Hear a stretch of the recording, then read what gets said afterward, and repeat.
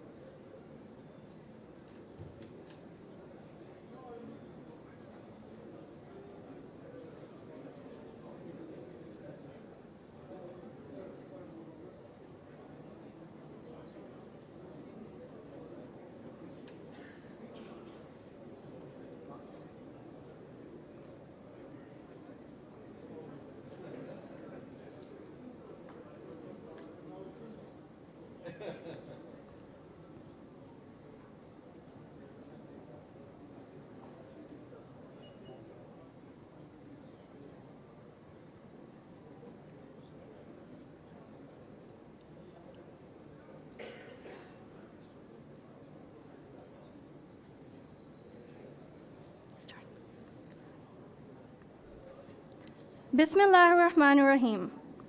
Good morning, ladies and gentlemen. My name is Mahin Shafiq, and on behalf of Center for Aerospace and Security Studies, CAS, I welcome you all to the second day of International Seminar on Global Strategic Threat and Response, GSTAR 2020.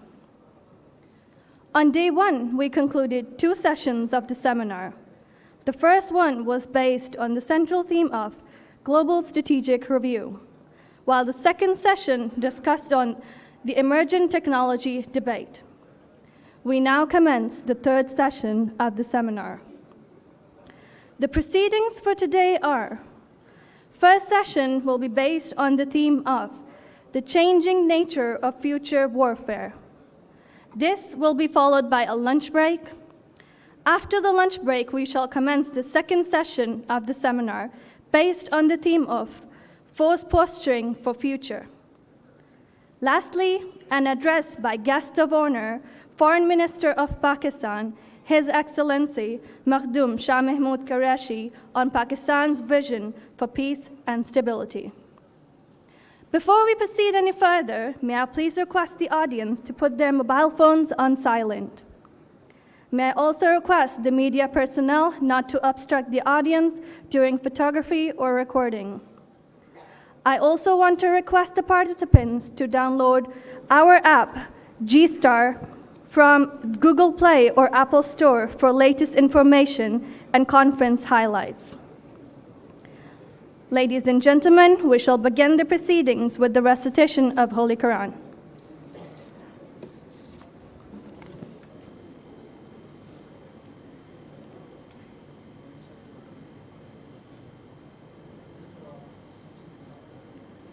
بسم الله الرحمن الرحيم كان الناس أمة واحدة فبعث الله النبيين مبشرين فبعث الله النبيين مبشرين ومنذرين وأنزل معهم الكتاب بالحق ليحكم بين الناس فيما اختلفوا فيه وما اختلف فيه إلا الذين أوتوه من بعد ما جاءتهم البينات بغيا بينهم فهدى الله الذين آمنوا لما اختلفوا فيه من الحق بإذنه والله يهدي من يشاء إلى صراط مستقيم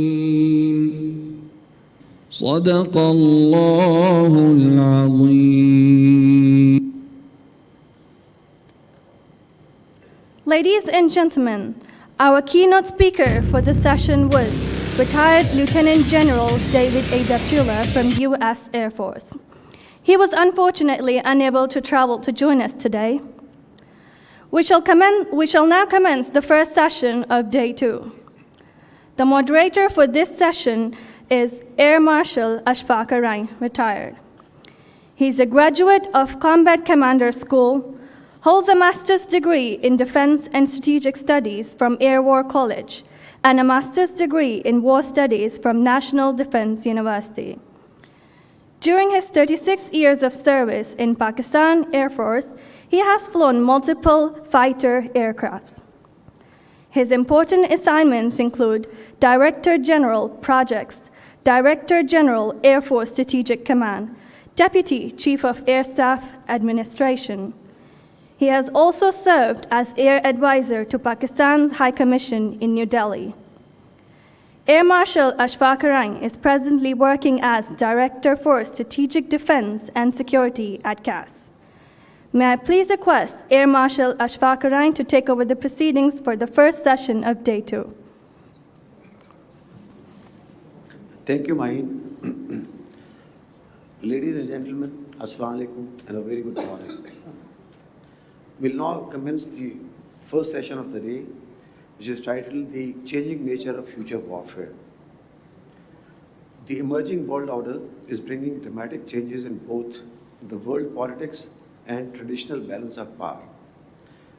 Though kinetic as well as non-kinetic means of warfare continue to remain relevant, men and material costs associated with regular warfare, geostrategic compulsions, modern technologies, and new weapons are leading to doctrinal changes and evolving concepts of warfare. The aerospace power, a major beneficiary of technological innovations, though contributes towards economic development, its increasing military application is fraught with dangers. The synchronized use of multiple centers of power against enemies' key vulnerabilities, known as hybrid warfare, avoids attribution and retribution and is therefore emerging as the preferred option for achieving national objectives. Ever-increasing reliance on digital technology and greater connectivity has exposed institutions and organizations to disruption and damage by hostile state and non-state actors, and added yet another dimension to the nature of future warfare. Today, we have with us three very eminent speakers to discuss the changing nature of future warfare and possible ways of countering the emergent threats. To discuss these subjects, we have Air Vice Marshal Faiz Amir, retired, Lieutenant General Amir Riaz, and Mr. George Sebastio with us today. This session's first speaker is Air Vice Marshal Faiz Amir, who will deliberate upon the role of aerospace power in South Asia. Air Marshal Faiz served in Pakistan Air Force for over 35 years. During his career, he was assigned with important command and staff appointments, including Commandant of the National Security College of National Defense University. His command and management skills are supported by his advanced academic background. Most recently, he served as the Vice Chancellor of Air University, Islamabad. Sir, you have the floor now.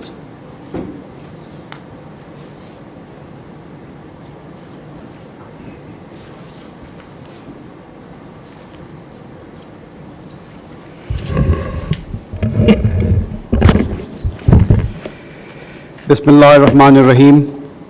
Air Chief Marshal Karim Saadat, President CAS, Air Chief Marshal Sohail Aman, Chair Session Air Marshal Ishfaq, ladies and gentlemen, Assalamu alaikum.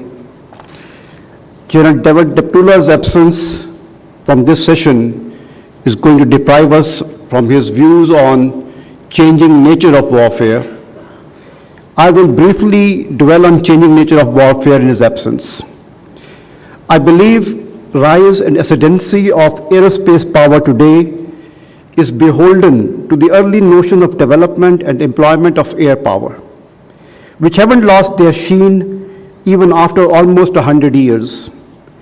Traversing this historical path is a prerequisite to understanding modern warfare. R.P. Hearn wrote in his outstanding book, Aerial Warfare, published in 1909, when aircraft had yet not entered military service, he said, and I quote, "Aircraft will destroy surprise and therefore destroy strategy," unquote.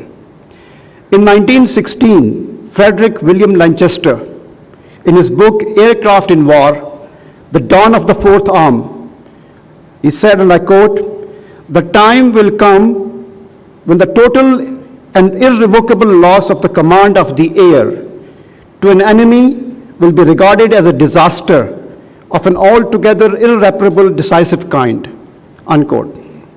Lanchester spoke about the mastery of the air in the same year as the first machine gun started to fire reliably through the propeller of a Fokker Eindecker aircraft. Early theorists between the two world wars, especially Dohe, Mitchell, and Trenchard, all believed in the ability of air power to create precise, discriminate, and proportionate effects, and promoted it as a strategic weapon of great flexibility. Julio Dohe famously advocated that carpet bombing cities with incendiary and gas bombs would make a war more humane by shortening it. Mitchell believed that command of the air was a precondition for all other military operations. He also spoke about the decisiveness of strategic bombing and the diminishing importance of sea power. Trenchard suggested that strategic air power would most effectively be used against adversaries' vital centers, that is, centers of gravity. Russian General Nikolai Golovin in 1939, anticipating air battles, postulated the need for escort fighters for bombing missions. John C. Slessor, Marshal of Royal Air Force in 1950s, promoted attacking armies and isolating battlefields. The four fundamental missions that emerged from these initial debates were mastery of the air, support to surface forces, ability to strike at enemies' centers of gravity, and interdiction of enemies' lines of communication. Later, the ability to rapidly airlift supplies emerged as the enduring requirement in peace and in war. These missions remain to be the driving force for the development and application of air power in all kinds of war in the last century. Richard Overy, a British historian, writes in his classic book, Air Power 1939-45, air power was born in the crucible of World War I, but came of age in the conflagration of World War II, unquote. In post-Korean War era, Colonel John Boyd emphasized on speed and tempo to create chaos inside the mind of the enemy and suggested the famous OODA loop. Boyd thought strategy should always aim at changing enemy's behavior through coercion and not by decimating his forces. In the post-Vietnam era, Colonel John Warden put forward his 5 rings theory, advocating application of air power to adversaries' centers of gravity in a Clausewitzian style. His 5-ring model had leadership in the center and military forces in the outermost circle. His model suggested targeting all concentric circles simultaneously, would cause physical paralysis in the enemy. Warden strategy was put to practice in invasion of Iraq in 1991 in Operation Desert Storm. In post-Vietnam era, USAF, following a profound introspection, moved swiftly to address the capability shortcomings that came to fore during the protracted war. Next 2 decades, ladies and gentlemen, saw not only induction of stealth aircraft and PGMs, but also saw heavy investments in space-based command, control, communication, computers, intelligence, surveillance, and reconnaissance, C4ISR as it is known today. Technological breakthroughs in the post-Vietnam period equipped USAF to dominate conflicts in Iraq in 1991, in Kosovo and Serbia in 1999. It was in Iraq war that air power for the first time defeated a field army through strategic bombing. General McPeak, Chief of Staff of USAF at that period in history, claimed that air power in Desert Storm came of age as decisive element in combined arms warfare and showed its capability of dominating warfare to achieve major international objectives. In Desert Storm in Iraq, single PGM destroyed a huge target, taking lethality and hit probability to a level utterly unimaginable in World War II. PGMs announced their coming of age in South Asia last year in Balakot, where one belligerent used them in a botched-up attempt for punitive measures and the other for demonstration of resolve and capability. Since 1990s, information dominance or lack of it has become central to air warfare. Collection, analysis, conversion into knowledge, and dissemination of actionable intelligence has become pivotal to success of air operations. Since then, information and sensors have been the focus of modern warfare. Referring to more modern times, Future of War team at New America Foundation wrote in 2015, and I quote, "Today, we are at a major inflection point, one in which technology is reshaping the way wars are fought. The future of war will be shaped by the role of ever smaller drones, robots on battlefield, offensive cyber war capabilities, extraordinary surveillance capabilities, both on the field and of particular individuals, greater reliance on special operations forces operating in non-conventional conflicts, demilitarization of space, and Moore's law in biotechnology that has important implications for bioweaponry." In China, the authors of Science of Military Strategy concluded that space is the new high ground, and that without space superiority, one is at a disadvantage in all other domains, unquote. Explicit in all such studies around the world is the hypothesis that space has become crucial to modern warfare, and that no military should expect to win a battle without support from space. Thank you, Beta. Thank you.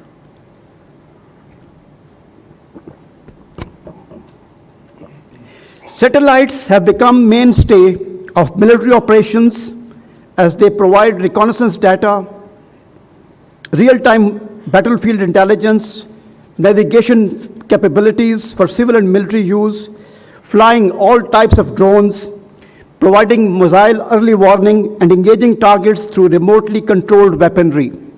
Satellites have also become indispensable for long-range cruise and ballistic missiles.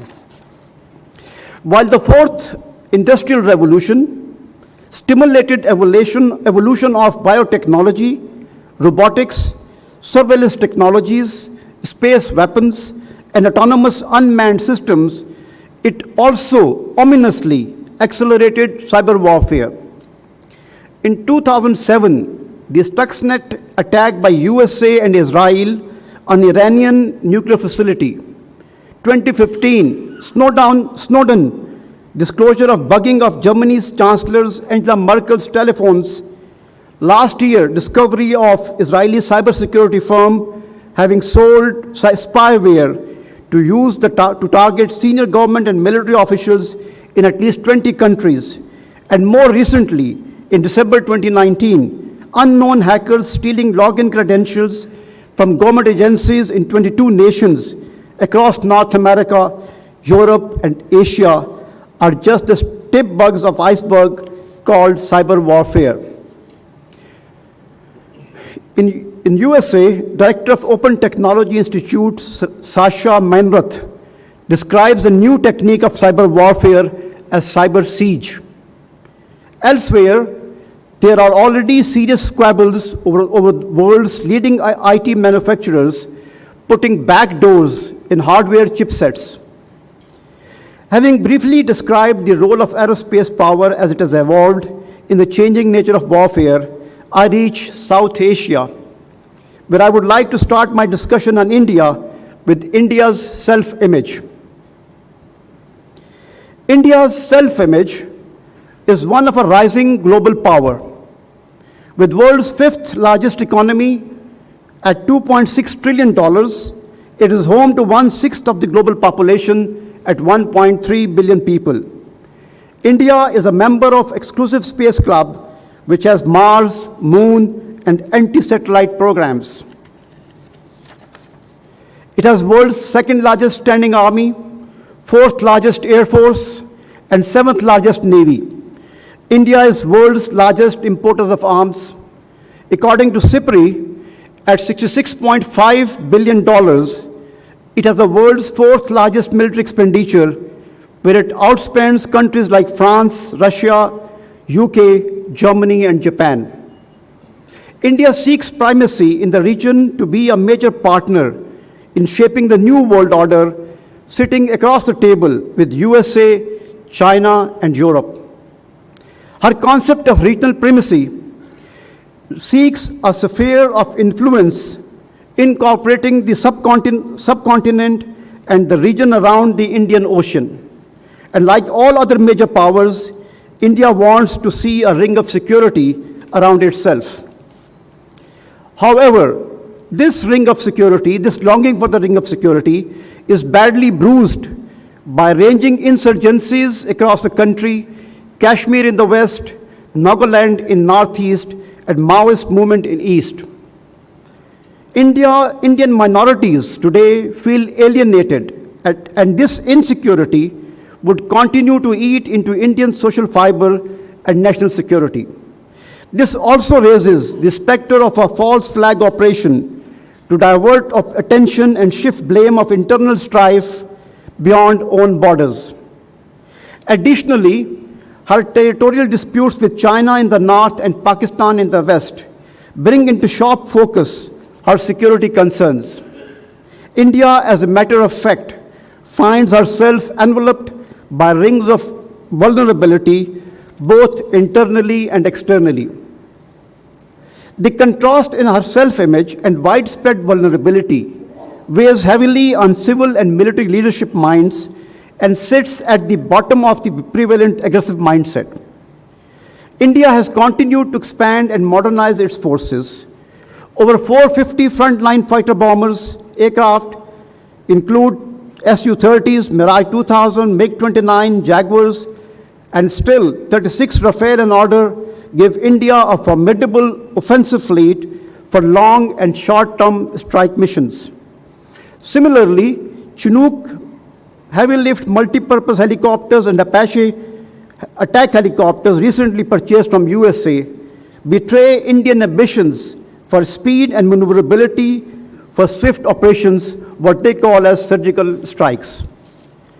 Israeli Barak 8 and Russian S-400, coupled with indigenous Prithvi air defense for high-level and advanced air defense for low-altitude air defense, provide a defensive shield against incoming ballistic missiles, aircraft, and drones, causing strategic imbalance in the region. Sea, air, and land versions of BrahMos supersonic cruise missile give India capability to target ships at sea and deep targets on land. Even more impressive is Indian space program. India has successful Mars and Moon orbital programs. With 118 satellites launched since 1975, India has become one of the most active space nations in the world. It established itself as a global space power when in March 2019, it successfully conducted an anti-satellite test demonstrating the ability to disrupt crucial intelligence during war. India's space-based surveillance, reconnaissance, and electronic intelligence capabilities give it a definite edge over Pakistan in obtaining real-time information about military dispositions and deployments.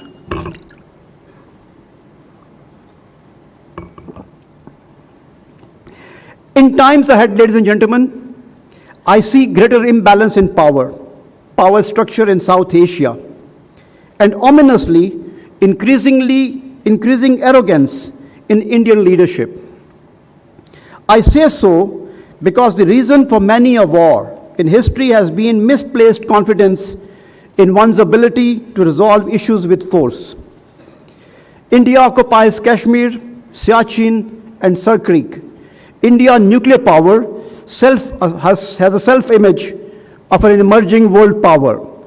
Pakistan, a nuclear power, much smaller in size, in economy and military girth, supports Kashmir's struggle and seeks a solution based on UN Security Council resolutions. On the other hand, Pakistan controls Indian land access to Central Asian republics and beyond to markets in Europe. Pakistan also controls Indian access to minerals in Afghanistan and Central Asian republics. If India could ever visualize a silk route of its own, its gateway would be Pakistan, and India-Pakistan Economic Corridor would be its flagship project. But at this moment, that tantamounts to daydreaming. Indian Air Chief Air Marshal Dhanoa calls the Balakot strike in February last year a paradigm shift in Indian operations.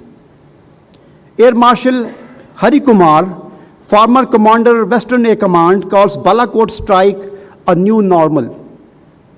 Quoting Indian political leadership, he said, leadership realized, I quote, leadership realized that use of air power need not be escalatory, that there exists a large window for subconventional or limited war options between two nuclear powers. We need to be prepared for border conflicts like Kargil, Doklam, or punitive surgical strikes as in Pakistan and Myanmar, unquote. Remember John Boyd and John Warden both advocated coercion through punishment? India has definitely taken a lesson or two from air warfare theories, as well as Benjamin Netanyahu, who masters the art of coercion in Palestine. I would imagine India on the offensive in another 18 to 24 months, when it receives and operationalizes a sizable number of Meteor-equipped Rafale from France. Only this time, she would venture deeper than 5 kilometers and engage multiple targets to stamp its superiority in the aerospace domain. I imagine Indian willingness to spread the conflict in air beyond Kashmir and possibly over the international borders. The future confrontation in South Asia will start from space and cyberspace before transitioning to airspace and ultimately, if at all, to sea and land. It could also end up in exchange of missiles before becoming an all-encompassing open conflagration. Primary reliance on the medium of aerospace for war fighting will usher in an era where increasingly destruction without occupation will be tool for compellence. Military victory would be redefined as destruction of economic or military points of strength with or without extracting admission of defeat. Wing Commander Sean Clark of Royal New Zealand Air Force wrote in his book, Strategy, Airstrike and Small Nations, and I quote, "When the survival of one's nation is at stake, when the survival of one's nation is at stake, any obsession with convention must be checked for common sense," unquote. Obviously, in such a scenario, Pakistan would have to safeguard its sovereignty, both territorial and political, through escalation dominance and aggressive defense against coercion. Ladies and gentlemen, to summarize, we started with recounting how air warfare has changed over the years, both in strategy and capability, and then looked at transformative changes in space and cyberspace before discussing South Asia, where we touched Indian military prowess and developed a hypothetical scenario for future conflict. My concluding thoughts are, with ballistic missile flight times between states in South Asia measured in single-digit minutes, a missile attack from any side could place the region in jeopardy. Second, Pakistan needs to understand the changing political climate in which air power would now be employed, because air power now has become the weapon of choice as it seems to offer the best prospects of achieving political objectives. Therefore, a national dialogue like this that seriously discusses the most effective method of employing air power would benefit regional stability in South Asia. Last, the greatest danger of a catastrophic attack on Pakistan will likely come not from standoff weapons or weapons of mass destruction, but from cyber attacks conducted at the speed of light from far-off places. Thank you very much.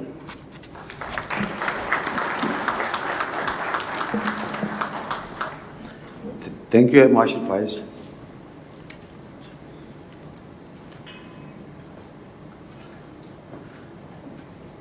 Ladies and gentlemen, to discuss the all-important subject of hybrid warfare, we have with us Lieutenant General Amir Riaz, retired. During his illustrious career in Pakistan Army spanning over 35 years, the General has held many command and staff appointments, including Director General Military Operations and command of 2 corps of Pakistan Army. He has been on the faculty of School of Infantry and Tactics, as well as Pakistan Army Command and Staff College, Quetta. He also served as President National Defense University, Islamabad. As Commander Southern Command, he was instrumental in bringing stability in Balochistan province. I will now request General Amir to please take the podium. Thank you very much, sir. Bismillahirrahmanirrahim. Air Chief Marshal Kaleem Saadat, Air Chief Marshal Suhail Aman, honorable ladies and gentlemen, Assalamu alaikum. I am particularly pleased to be here today on 2 counts. One, that I have been invited to speak on this very important subject, and secondly, I have had the opportunity to meet some of my old friends and colleagues, and they are spread all over the hall here, and it's a matter of great happiness for me. Thank you so much. I have chosen to speak from this place for 2 reasons. One, that the chair can stop me whenever he wants, and it is easier to pass on the chit. And the second is that I can fetch my own glass of water. What I propose to do is that I'm going to throw up some nuggets. It's not possible to cover the length and breadth of this subject in just 15-20 minutes. But I'm just going to throw up some nuggets. I'm going to make some assertions, and I'm going to leave a little perspective so that we can have a more animated, interesting question-answer session. I'll start with the bad news. The bad news is that war stays. Unfortunately, the human intellectual level and its social behavior has not reached a point where war as a phenomenon is dealt with. War stays. That's the bad news. There's a good news also, that you all know it. That is going to stay. it is very much predictable. So it may not be such a good news, but still, knowing something is a good news. Then there is a dilemma. And the dilemma is that it is becoming more complex. It is becoming more pervasive. The boundaries between military space and non-military space are rapidly blurring. And even between the military means and non-military means, as they are applied, it is also blurring. Hackers or a group of hackers, or a single hacker or a group of hackers, they can create, if they attack a banking system, they can create a havoc. Financial tools that are available to some powers, the financial order that we live in, if those are employed, it can gradually cripple the financial situation of a country. A cyber attack on a critical facility of a target state can really create effects. Political engineering and election management in a target state using available technologies. Even we hear the echoes from United States about Russian involvement in their elections. The technologies that are available, they can create a post-truth environment, or should I say, a truthless environment, where it becomes hard to find the truth, and truth becomes irrelevant. And this is to shape the behavior of the people, leading to ethnic, religious, and social divides. The means are available to fabricate fear and hate, to again shape the environment. But the problem with fear and hate is that it spreads faster than any coronavirus, and it is enduring, it stays. Use of false flag operations, use of irregular forces, and finally, the use of ever-improving precision strike means to take out political, military, or economic targets. We have reached a point in time where man's imagination and technology have almost assumed a complementary interplay. I'll say this again because this is important. We have reached a point in time where man's imagination and technology have almost assumed a complementary interplay. And both are growing at a pace which has never been seen before. Now the dilemma. The situation requires a complete rethink of the phenomena of war. We have come to a time where the rules of war may have to be rewritten. The principles of combat are under stress. And without mankind realizing it, the phenomena of war is becoming more and more autonomous. The existing state structures are gradually losing control over this expanding phenomenon. I'll talk about it a little later also. This may look idealistic, but some wise people need to sit down, breaking past the barriers of geopolitical power dynamic, and find a way out for humanity. We are surely on a self-destruct course. The lesser dilemma is how then to name warfare which should give some sense of its expanse. I've come across a battery of terms in the last 15, 20 years, but there are two terms, or should I say concepts, that are reasonably holistic expressions of application of power against an adversary. One is unrestricted warfare, which emanated from China. It was perhaps written in 1999 or 2000, and that's perhaps one of the best exposes to understand the nature and character of war that we are in. And the other one is the American variant, or it's a American version of the unrestricted warfare, which is called the hybrid warfare. Unrestricted warfare, as the Chinese think about it in theory and practice, I will leave it, this debate, I'll leave it for another day. Hybrid war is a strategy wherein all elements of state's power are brought to bear on an adversary to shape or modify his behavior.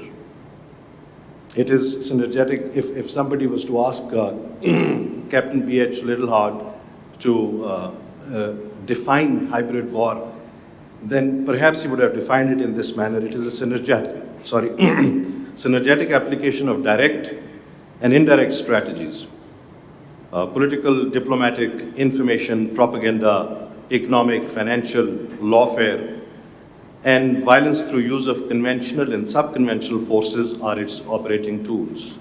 And the entire effort is intelligence-driven and technology-aided. Then what is the purpose or aim of hybrid warfare as a strategy? It is to affect people, to shape the behavior of a state.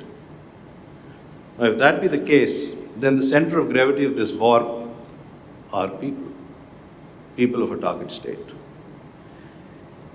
And how is it done? How is it happening around us?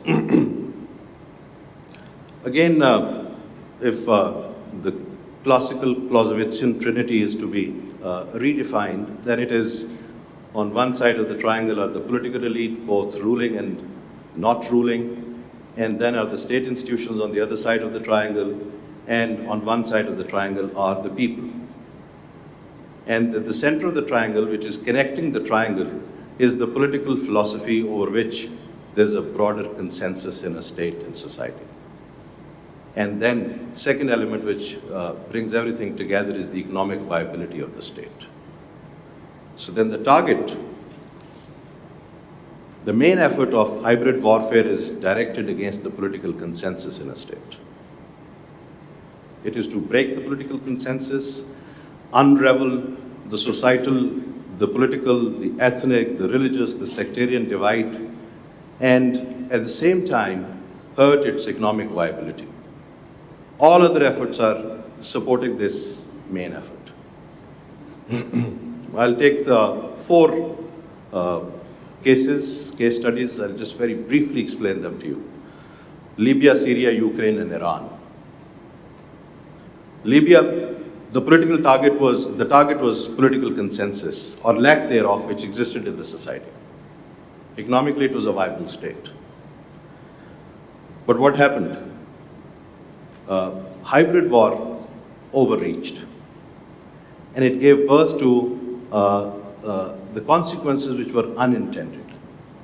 And the war in Libya became autonomous, and it is still not concluded. So the point I'm trying to make here is that the intended consequences and unintended consequences, the control of this becomes extremely difficult if hybrid war is not calibrated. And it has not. It is a buzzword, hybrid war is a buzzword, but it has not succeeded. If the overt aim was to do a regime change and change the political structure, bring democracy, rule of law, and better life for people, it hasn't happened. It has overreached in Libya. In Syria, the target was both political consensus and economy, for right reasons or for wrong reasons. That's not the debate. The debate is, where does hybrid war stand as a strategy? Is it delivering? Is it not delivering? Too many actors got involved too early. Too many unintended consequences were thrown out. The phenomena of war became autonomous. People from all over the world, from Australia, from Canada, from US, from Russia, from Central Asian states, from Pakistan, from Iran, what have you, everybody got involved one way or the other in that war, both state and non-state. So, and the Russians got involved. The objective, the overt objective was lost. I cannot define the covert objectives because that reside in the minds of those planners who do it. But if there is any covert objective, that is still to be seen, but the overt objective is not achieved. And is Ukraine. Crimea fell fast.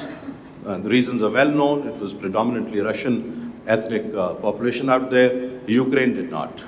It withstood the Russian hybrid war propaganda targeting its political philosophy, its economy, and it was also through several other means, but it stood.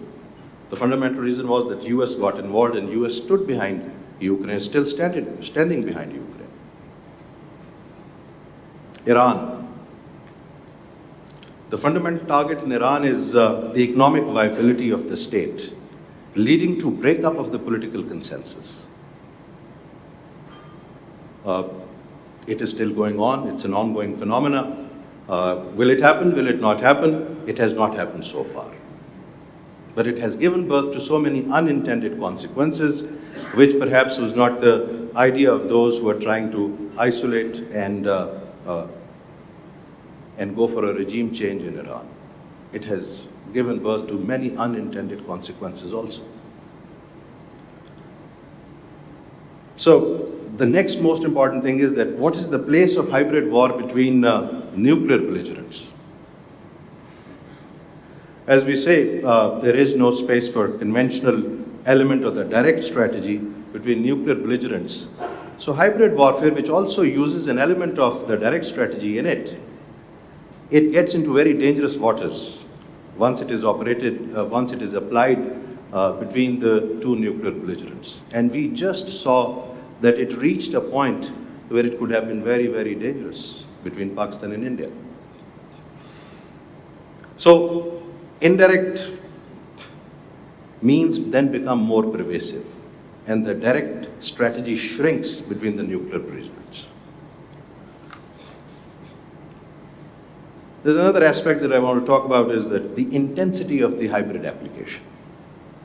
The intensity of the hybrid application relates to the political objective, that what sort of modification in behavior of a state is required. And in this anarchic world order of today, it is applied to varying degrees to both friends and foes.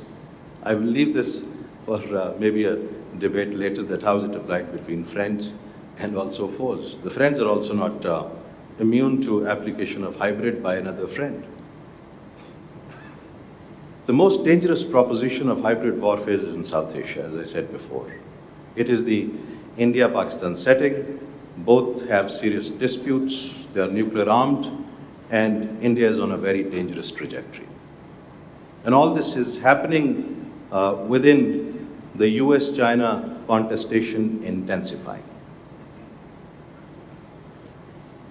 The means that have been employed against Pakistan are fundamentally economic and financial squeeze, socio-political fissures which are being exploited in several ways, terrorism and militancy, we've all seen it, you have all experienced it, political instability and weakening of the institutions. The remedy, I'm not going to dilate about it because this is a whole subject in itself. The remedy is that there has to be a political consensus, a strong, broader political consensus within the state. Economic revival obviously is absolutely necessary, and the maintenance of credible minimum deterrence. And in the external affairs, obviously, the positive trajectory that Pakistan has assumed after 15, 16 years of its fight against terrorism and militancy, that must be taken further. Alliances. And if possible, it's a tall order, but if possible, to convert the US-China competition into cooperation in this region. Thank you, ladies and gentlemen.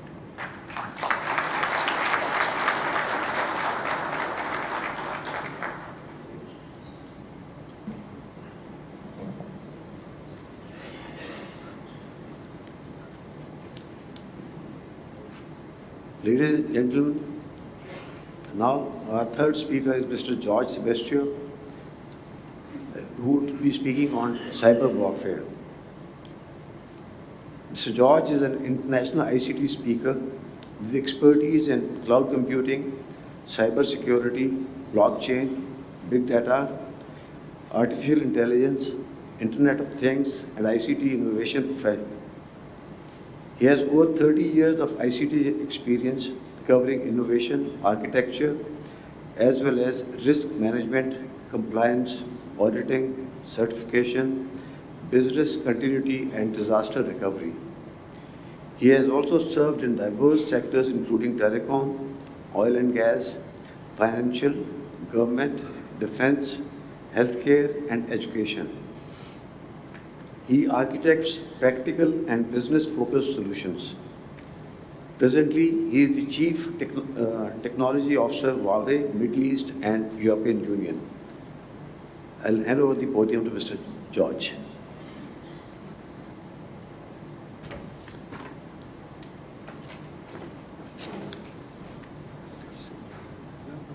portable mic or just like yes, I have.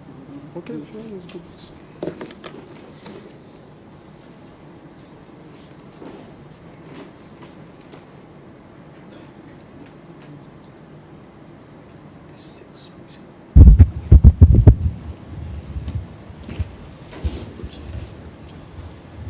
I don't know how far the range goes, so if it's not, I'll send you.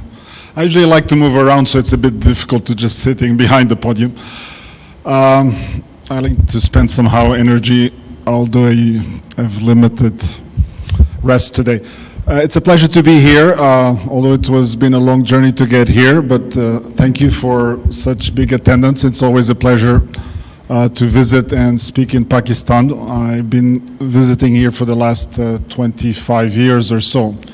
Interestingly enough, the first visit was to speak about cybersecurity to all the bankers in Karachi. At the time it was Habib Bank, which was the tallest building. So it's quite fun that we're a little bit on the same topic, but on a more serious note. First, a little disclaimer. I'm not here to talk about Huawei, although I do happen to work for Huawei. This is educational knowledge passed on my 34 years experience in this field. And I invite you to, following this, to also research further some of the topics that I cover, because at the end of the day, you learn every day, and that's really the point that is extremely important. I've been talking about cyber warfare for more than 15 years. I do have an important colleague that follows me for a long time. His name is Winnie Schwarto. He has written about 8 books on the topic. I do speak at InfoWarCon regularly, which happens most of the times in Tennessee in the United States. And he was the ones that actually published a book known as PearlHarbor.com, which is kind of, although it's quite an old book, it's kind of a very foretelling book about the kind of things that came many years later. So it's important to have good vision in order for you to defend yourself correctly in today's modern world. I think it's important to note that all this cyber warfare happens in a regional context, although it's a global phenomenon, and each one has got some very peculiar issues related to the geography and the neighboring elements. I moved to the Middle East about almost 24 years ago from Canada, and it has quite an interesting dynamics in the sense that although we have the GCC, we have the wider Middle East, and Pakistan is kind of in that neighborhood as well. So there is some of the conflicts are related to the Middle East, some conflicts are more related to the local geography, specifically India and so on. And they tend to flare up and down based on the events as they proceed. So it's important to understand that for you to defend and prepare yourselves effectively, you need to understand all these dynamics in a very clear way. If we look more specifically at specific cyber war or warfare, it is a very small percentage of the kind of attacks that happen on a regular basis. The percentage is in the 1 percentile. However, although it's a very small percentage, the impact that it does on the critical infrastructure of a country is extremely devastating in the sense that it goes against all the critical elements that are made to make a country what it is.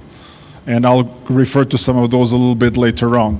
So in order for you to be able to defend yourselves effectively, you really need to understand the risks associated with all these elements to have the right strategy. If you look at the progression of the attacks over entire last year, you'll see that the numbers remain fairly constant, and there's a few flare-ups from time to time. And as it applies specifically to warfare, the numbers remain quite constant across the entire spectrum. When we talk about cyber warfare, one important element is what we sometimes refer to as state-sponsored attack. Because when we talk about criminal acts, although in the early days they were not sponsored, today they tend to be sponsored by organized crime. So the objective is primarily to make money. When we talk about state-sponsored attacks, the objective is completely different. It's about disrupting the fabric of a country.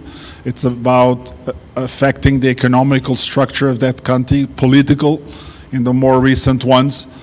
And if you look at the amount of state-sponsored attacks that have occurred over the last few years, it has increased quite dramatically.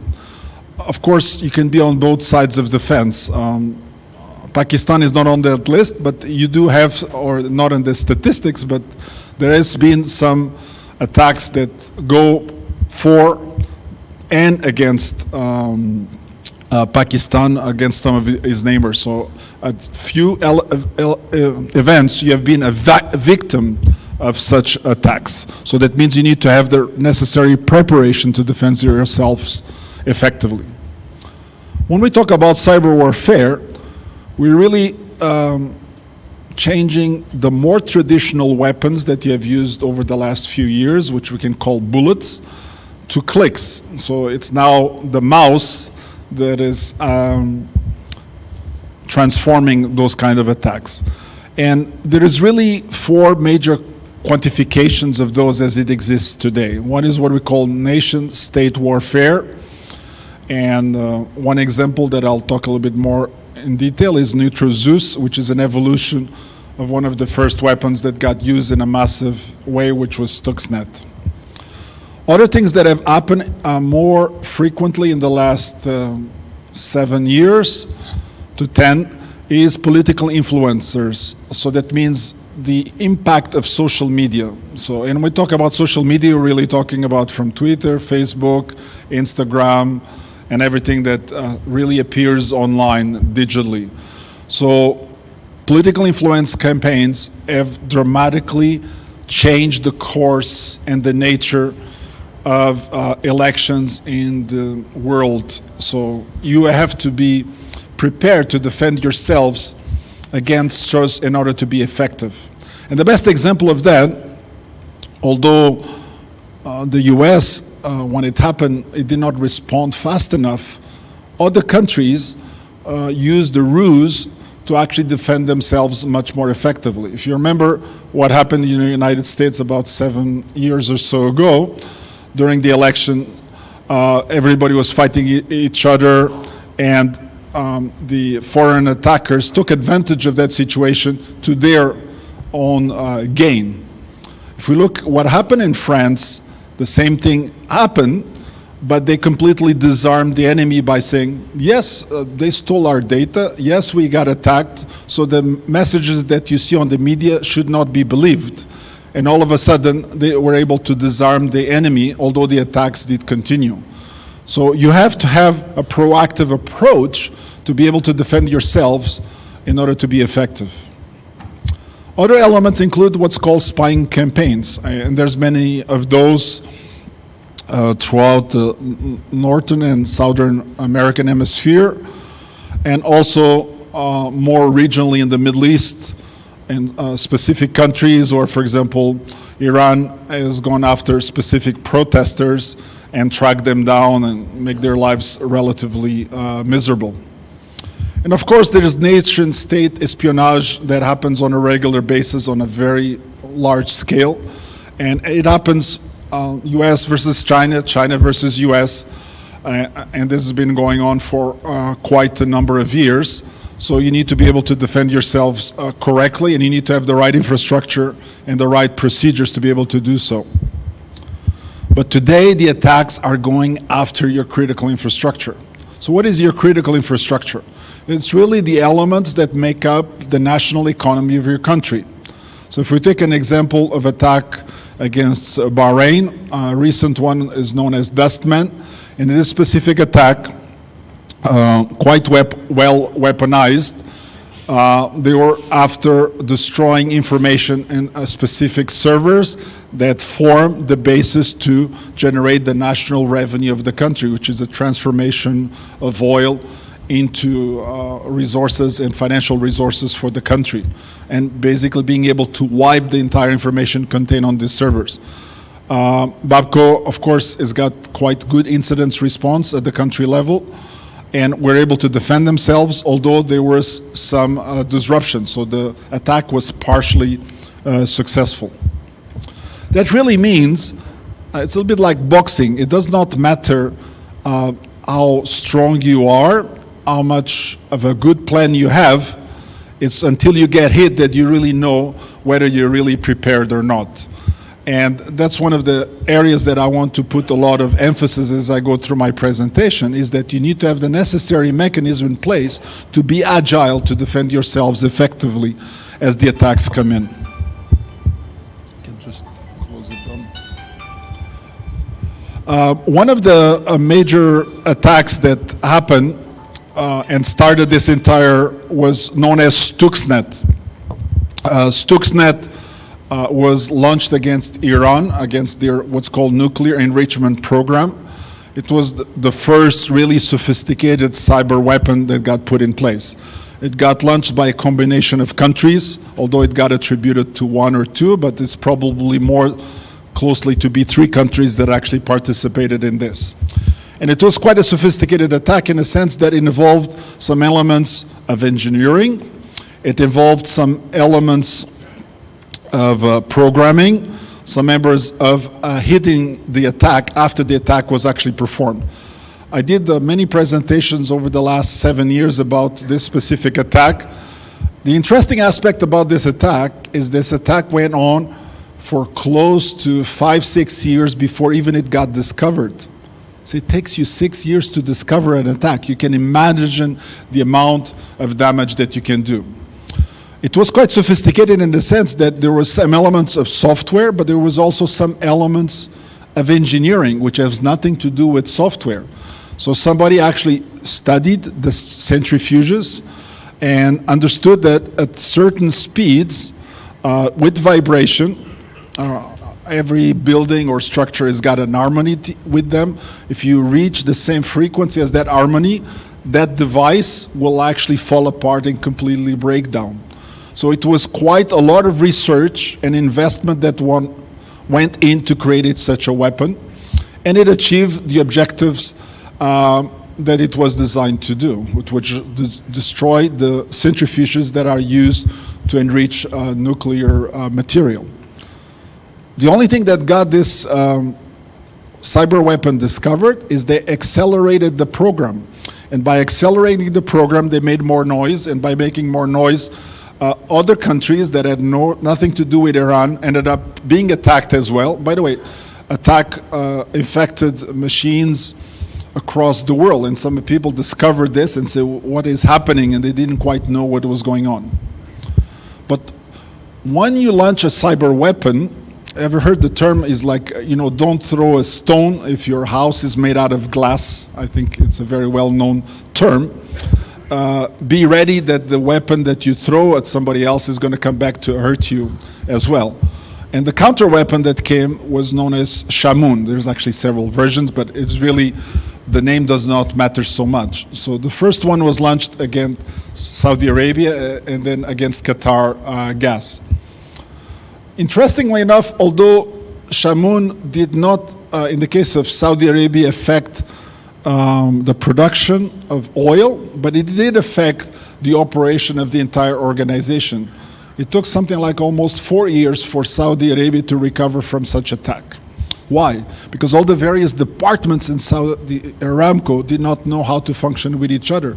Each one started removing barriers between those departments. People were not using email.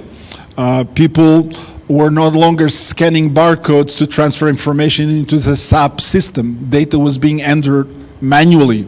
So that means there was massive impact on the productivity inside that organization as a result. In the case of Qatar, production did get impacted for about 2.5 to 3 weeks. And this evolution really meant that this new generation of attacks can be launched in a sophisticated way without necessarily having direct connectivity into those environments. As you know, nuclear enrichment facility is not connected to the internet. So the attack was actually launched by a dropped USB key. So we move on to today's world, and there's something known as Natru Zeus, which is kind of, you can say, the modern version of the most sophisticated cyber weapon that exists. And although it is not physically being launched, it is ready to be launched when the need to launch such a weapon is there, which really means that if there's going to be a major disruption between, or a physical war between those countries, this is the first weapon that is going to be used because it will cause massive disruption inside that country. That means it will stop the banking systems, the telecom systems, the manufacturing systems, the electricity, etc., and so on. In between, everybody got into the game. You have had some bad news now and then with Taliban. Even them developed their own little weapons. So they created their own smartphone app to actually interact with each other better. Being able to distribute news and information took quite some time for Google to find out, but eventually they did remove the app from the Google store. By the way, it was actually using one of the local languages that was embedded in that is well spoken in some parts of Pakistan, Pashtun language to be exact. Then we started seeing other attacks happening in the United States. Critical infrastructure, in this case against electrically generation facilities. They stopped the attack, again, not by design, but by pure luck, and as a result, they were able to reduce the impact of such. But other attacks were more successful against the banking sector that went on for quite a long period of time. And as a result, they were able to identify the perpetrators of this attack. But of course, they will never be able, because attribution is quite difficult, and the individuals that have performed these attacks are not within the reach of the arm of the law. So you can identify them, but you cannot necessarily go after them. Other things that are important is the massive scale of these attacks. One of the important elements today in attack is known as distributed denial of service. In the early days, we're talking about a few gigabits. Now we are reaching the terabit in the size of attacks. That really means that if you want to defend yourselves against such type of attacks, you need to have the technology that enables you to drain, to redirect, and to block such attacks. So this technology is available today, and some of the hardware vendors have this capability, but it's quite difficult to mitigate such large attacks. Interesting, important aspect is that even the mobile phone is actually playing an important role in launching those attacks. How many people here have installed a simple application like, for example, flashlight on their mobile phone? Do you know what this application does on your phone? This application can turn your phone into a zombie that could be controlled by a command and control center and will be launched or used to launch a distributed denial of service attack. So if you have a country like Pakistan with millions of mobile phones, and let's assume 20 or 30% of those phones happen to have this malware of a flashlight, this is how you generate an attack that will be in the terabyte size. So the mobile is today the device of choice to actually launch such attacks. Even the most sophisticated countries don't have always the capability to defend themselves. Today, Israel is considered one of the most sophisticated countries in terms of cyber defense, and in terms of cyber weapons, and in terms of research in this material. They have over 5,000 cybersecurity companies in their valley of cybersecurity. A little small country occupied is able to disrupt the electricity. So it's a very asymmetrical capability. So even very small army can actually cause massive disruption to a country that does not have or has very big capabilities. It can affect your transportation systems. Most of the goods move through this Gulf area. So Somalis, although not very sophisticated technology, have used the identification and communication systems of modern boats to actually specifically target these transportation routes, and as a result, have hijacked things like large patrol boats, tankers, and so on. So they are using the vulnerabilities in the existing systems that you have. One of the existing ways around is some of the boats, as they go through this course, they simply turn off these electronic systems. They go blind for a few days or a few weeks, which is not necessarily the best way or the best result. Social media is a critical element in this cyber war. And social media can be quite effective and can be quite damaging. Imagine you have your secret agents or your informers in other parts of the world, and all of a sudden somebody publishes the list of these people online. Their names, their addresses, their phone numbers, maybe their family members. How devastating this can be. Again, symmetrical or asymmetrical warfare changes the rules of the game quite, but it goes both ways. One single laptop permitted to identify 22,000 members of ISIS. So that means this works both ways, against you and against the enemy as well. It was quite interesting because the same thing also happened in Pakistan quite a few years ago. When they captured one laptop, they were able to identify a communication mechanism that was bypassing the existing scanning elements. What this laptop was simply doing is that if you wanted to transmit the message to somebody else, it was taking the message and not just simply encrypting, chopping the message into several bits and then sending this message over different channels. That means maybe some over email, some over Messenger and others, and then combining them at the other end. That really means the traditional systems that are in place to scan the entire traffic of the internet, even with the best AI, would not be able to localize this message. So that means somebody with very limited resources, just a little bit of creativity, can completely bypass the investments that you have made in place. This is what asymmetrical warfare really means. That means a country like UK, which is spending £1 billion, has realized that £1 billion is not enough. So it's not really just about throwing money at the problem. It's how you use that money in an effective way to actually get value for the resources that you spend. So you have to use very effective ways and use because at the end of the day, most countries today, like Pakistan, have limited financial resources. So you need to design the proper strategy in order to be effective. Most of the systems that you use today have been built many years ago, and they have vulnerabilities of all kinds of sorts. And these vulnerabilities, even in the most best military systems, come back to bite you. One example, many of you may have remembered a drone that Iranians captured from the Americans some time back. The technology that got used to go after this drone was basically GPS spoofing.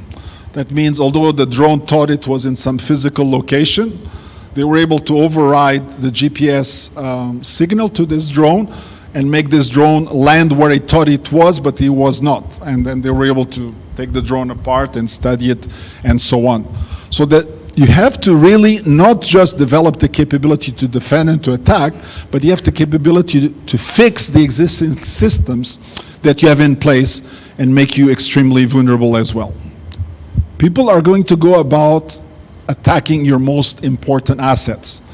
That means your nuclear plants, where you have your nuclear weapons and so on. So you have to use new technologies that enable you to defend yourselves in a much more effective way. And I'm happy, although not presenting here, to discuss some of those creative ways to do that.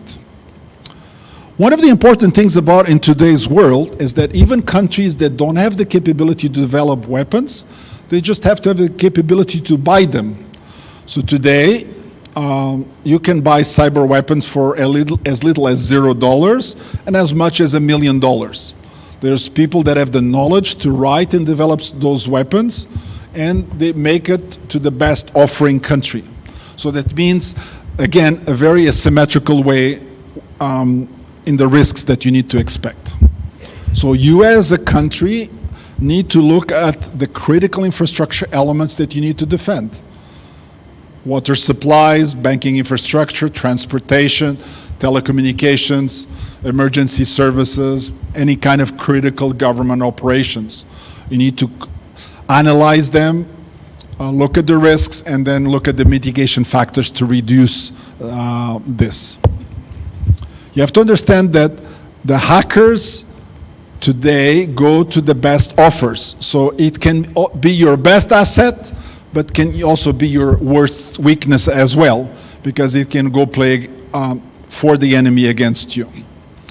So take advantage of those mercenaries to make the most effective army that you can build. And you have to start with young kids, not the traditional army people that you have seen. So, and this actually has been one of the problems when the US was trying to recruit their army. They were trying to recruit normal people, and they say, but they're not supposed to smoke. So at the end of the day, it does not matter. You need to know and have the right people that actually do the job for you. That's what matters. You want smart ones. Dubai, where I spend a lot of time in the Middle East, has built their own cybersecurity center. Dr. Marwan is of Dubai, and being the Chief Information Security Officer of a technologically advanced city, he puts in place the necessary measures to reduce the operational risk of a city that is fully digitized. Pakistan itself, of course, has started to take also control measures, and probably this is one of the best control measures that Pakistan ever took. I mean, I only had 20 minutes, so I had to pick up one. And I think this was a very important message, that since sometimes it's the simple solutions that actually fix a lot of the big problems. And here you were simply able to remove from the field assets that were giving you risk. So that means even if a mobile belonged to some important VIP, if it was not assigned to a fingerprint, that mobile disappeared and was no longer a risk for potentially launching an attack in your own environment. But the game is changing. In today's game, many things are important. Robotics, and I'm not talking just about moving robots, I'm talking about software robots. Blockchain is a technology of trust and encryption. PKI distributed technology enables you much better defenses. Artificial intelligence plays an extremely important role because it allows you to see things that your eyes cannot see. The average person can only correlate 7 or 10 elements at the same time. Artificial intelligence can correlate thousands, so they can see patterns where your eyes cannot see those patterns. And of course, quantum computing. We're in the early days, but the first quantum computers are here. Pakistan built the first parallel computers when they did not have access. So it's a good technology that you need to explore and take advantage. Keep in mind that the future soldiers, a good percentage of them will be robots. So you need to be able to understand these technologies. And when I'm talking about robots, sometimes it's inexpensive robots. If you have seen the attacks known as swarm attacks by drones, they completely overwhelm the traditional defenses that you've put in place. So the technologies that you have today in place are no match for the creativity of these swarm technologies. And sometimes we call this swarm intelligence combined together to completely bypass the systems that you have put in place. Both hardware and users to find areas of weakness. Once found, corrective actions are taken to close down vulnerabilities and make the network more secure against adverse action. The members of this team are incredibly talented. The metabolism of this business is such that you really have to keep up with the threats. It's an evolving threat, and the tactics and the techniques and the procedures that we learn today are invariably going to be out of date in a matter of weeks or months, sometimes days. So the folks here today are incredibly talented at keeping themselves on the cutting edge of cyber. The 346 Test Squadron directly supports the 39th IOS, providing a cyber range in which students can learn and hone their skills. We work hand in hand while the 39th iOS provides the training curriculum for the students. We actually provide the range for the students to actually train on.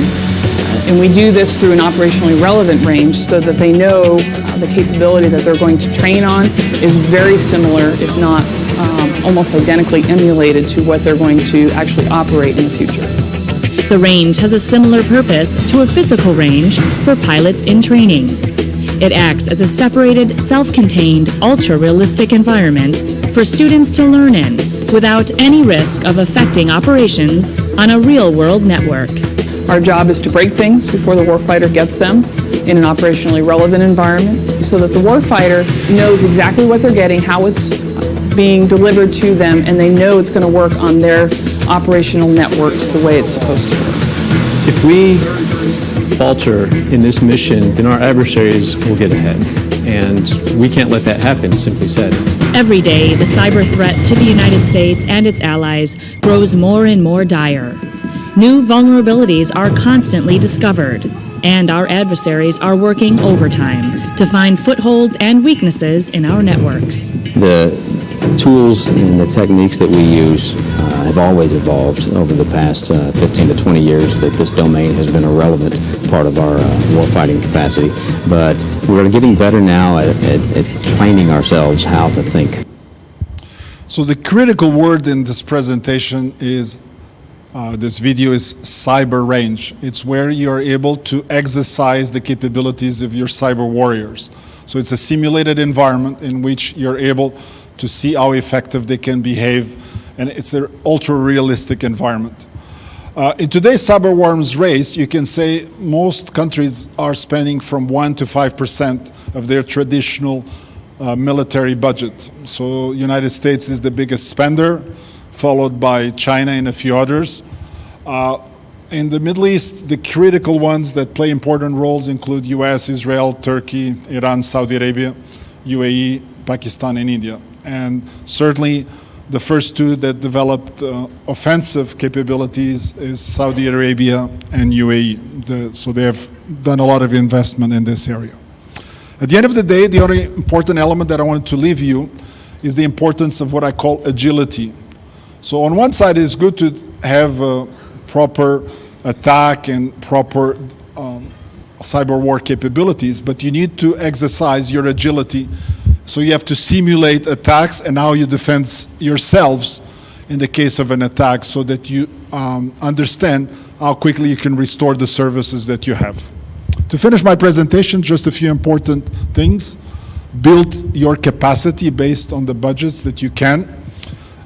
It's an asymmetric battlefield, so go and grab the best resources available because there's plenty of them. Social networks matter a lot in this battlefield. Agility and attribution matter, so being able to localize who is really attacking you. Sometimes it's not obvious, especially in this very encrypted world. Focus on the critical infrastructure of your country. It means your banking, your telecom, your water, electricity, and so on. And then start investing on these new technologies, AI, quantum computing, blockchain, robotics, meaning automation, be it software or real robots. And this is my short 20 minutes, so thank you very much for the opportunity to present to you. Thank you, George.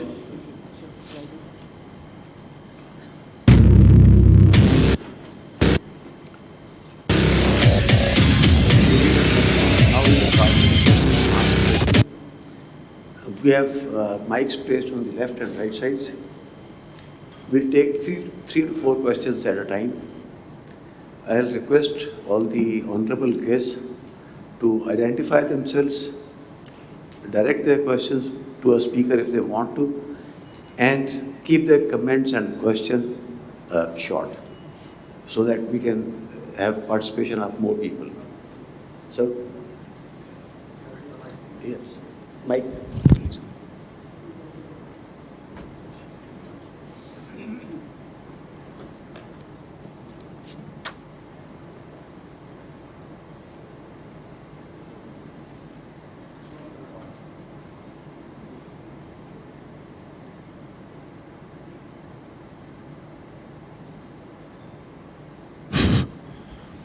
Good afternoon, everyone. My name is Shehzad Mir, and I am basically heading a company which deals with the defense sector in Pakistan. A very interesting presentation by the illustrious members. My question basically is of two parts. I'll be very short on that. First, if I can encompass what has been said here today, it's basically 3D warfare, which basically means disrupt, disorient, and dissect. The first question is that as a Pakistani, are we prepared for this 3D warfare? Should I be worried? Should I be very worried? Or should I be satisfied? That's one question. And the second part question, I would also love to have naval participation in this illustrious panel as well. I don't know if there are Navy participants or not, but they're also part of the aerospace security. So if you can invite them as well, it would give a good dimension to this conference. The second part question is that the clear and present danger today to Pakistan and all of its strategic and tactical ability is the S-400, which is going to come online in 21 or 22 by India. So are we developing any swarm defense tactics presently using our strategic and tactical assets? Thank you. And this question is to the entire board, so anyone can take the lead to answer it.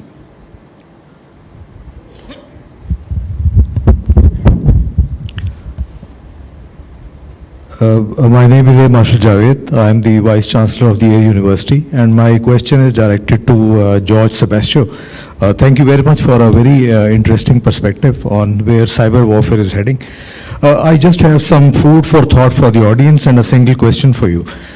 And the food for thought is basically there's so much of hype in the development of artificial intelligence and how artificial intelligence is the next best thing. But will artificial intelligence be successful without having adequate cyber control laws? That is the first my argument on this. The second is, in the absence of laws, has anyone ever been convicted of cyber crimes?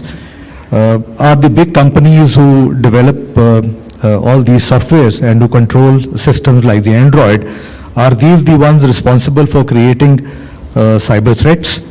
And my question to you is that what recommendations do you have for countries like Pakistan, which import all their substance which has to do with artificial intelligence or which is used in defense hardware from abroad, and we do not develop the hardware in country?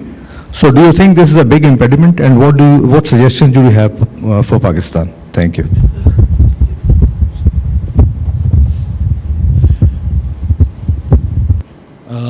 Hello. This is Khwaja Muhammad Ali. I happen to be Chief Information or Cybersecurity Officer of a federal bank of Pakistan. I have a question for John. There's a perception at large, especially with the military, that all these high-tech IT boxes like routers, switches, firewalls, and big computer systems, they come with a backdoor within it. So is there a justification to prove this wrong perception false, if it is? Otherwise, do we have a plan in place or some kind of assurance mechanism in place that it is not false, and there's an assurance given to the user that is the covertly done operations are not conducted using these high-tech IT boxes? Thank you. Thank you. Anyone else? Somebody is raising a hand. Jay, please.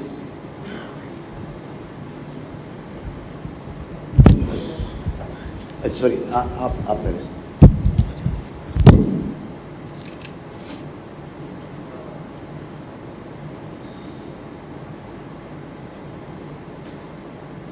This is Majid from the Institute of Strategic Studies. I have a question from General Amir Riaz. It's a very good presentation on hybrid warfare. But I would like to ask that since you correctly identified the target of the hybrid war, which is the state and the society, and creating fissures between the two. But where would you place in your assessment the process of original political change within the society, which is already happening. Should that be seen under the hybrid warfare? Or how would you draw? Where would you draw a line? The domestic political process, which is already ongoing, and the effects of, and how would you separate it from hybrid warfare? Thank you. Thank you.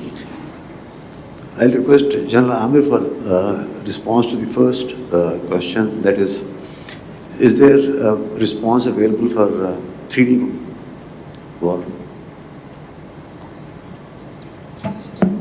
I'm not going to talk about the response, but I'm going to first address the concern that he has. Should we be extremely worried? We should be worried, or we should be satisfied. In my opinion, satisfaction is not the answer to it. In no country, not even the United States or Israel, which are highly developed in these fields, or UK, they can't be satisfied. Worried, yes, and the worry should be not a worry in itself alone. It should be to secure your systems and gradually become indigenous. And you have to have the right kind of investments in the right areas. And that's where the response also lies. Existing response, it is, no response is adequate, or should you say it's complete in itself? No, it is not. Worried, we have to be extremely worried? No. So worried from this perspective that we need to get on building our capability, securing our critical assets, and then developing our indigenous capability of all those 4 areas that he was talking about: AI, the robotics, the quantum computing, and the blockchain systems we have to bring into play. And then we need to create a robust society. If you're a weaker society, it is affected much more than a robust society. And that's obviously a field for the social sciences. That's where the technology and social science come into play together. I'll request Air Marshal Faiz for part 2 of his question on the response to S-400. S-400.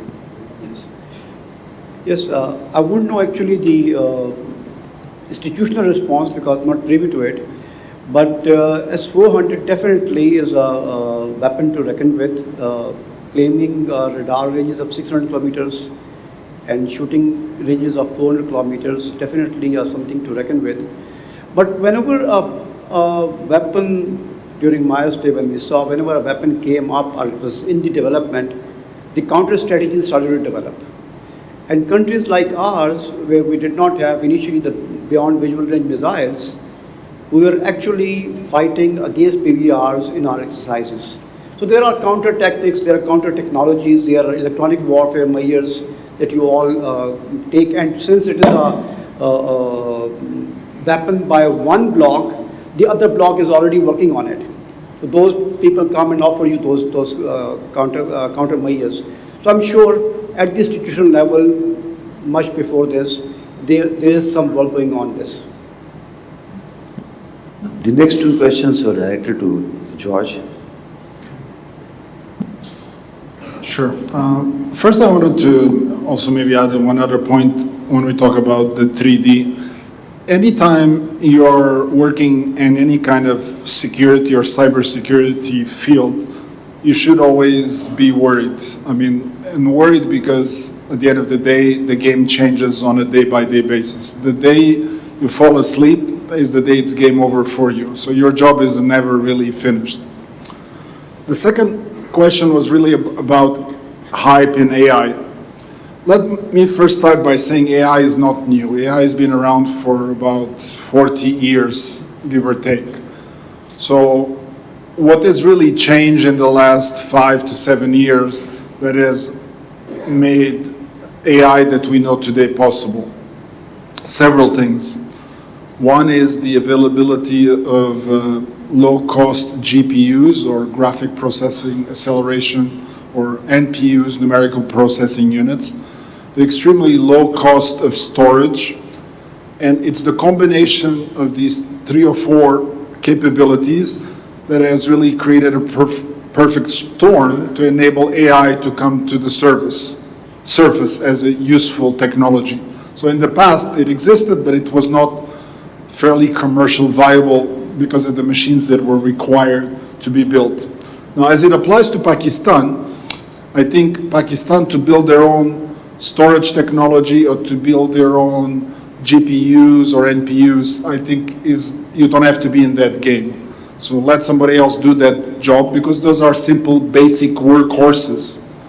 The real work is in the quality of the data and the machine learning algorithms that you develop with it. So that's where you need to put your emphasis, is to have technicians that actually know how to do that job, how to use the power of the processors and how to use the good quality of data to have better algorithms that service based on your requirements. Some examples, one of the projects that I assist as an advisor is actually demining tool. Demining means to remove mines from the ground. And it's a fairly large drone that carry about 100 kilogram payload. It has 4 sensors in it.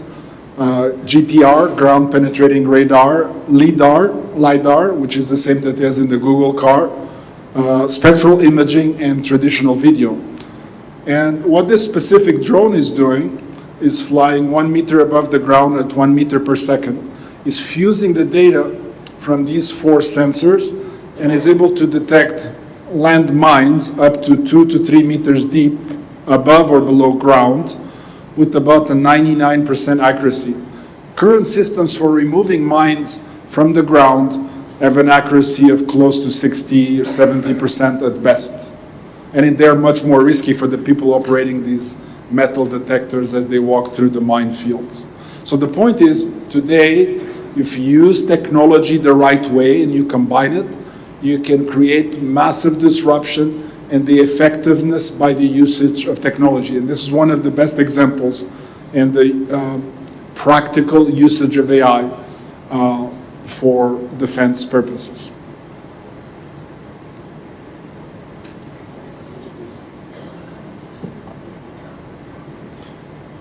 There's one question also about, do IT systems have backdoors? Some may have, but most of them are not necessarily by design, meaning that vulnerabilities get discovered every day about the systems that you have in place. Whether those systems are made by Huawei, Cisco, being an American. One example, in one of those systems, more than 40 vulnerabilities got discovered. And sometimes vulnerabilities go undiscovered for very long periods of time. And I can give you one example of that. It's one known as Heartbleed. Many of you may have heard about it. You can easily research. Heartbleed was something that was discovered on a piece of code of Linux that was used across most of the Linux of the world. And it was hidden for over 20 years. And 2 companies discovered it within hours of each other. One was Google and the other one was a Scandinavian company known as Codenomnicon. The technology that they enabled them to actually discover this vulnerability is an interesting cybersecurity technology known as fuzzing. This is a technology that I highly recommend you use to test your own systems to discover new vulnerabilities. Now, what is fuzzing? Fuzzing is a technology in which you bombard your existing systems with all the data possible. So instead of having humans, you have a software that generates all the possible permutations of data and helps you identify vulnerabilities or deficiencies in the code that you did not expect to find before. So any kind of critical systems that are running your banking, that are running your water, your electricity, your telecommunications, should be tested using these new technologies and be certified. UAE is doing, and Saudi Arabia is doing this new type of certification. So there is the systems that are used for everybody, and then there's the systems that are being used for critical. And the ones that are used for critical should go through this extra certification to enable the country to be better protected, with obviously less vulnerabilities present in them, thus diminishing the operational risk of those systems. One question, so sorry. There was one question which was left answered, is directed towards me. This was by the gentleman. He talked about the process of original political evolution or political change as it is taking place it takes place in almost all societies, social political changes. How do we differentiate between engineered change or natural evolution? That was perhaps the question.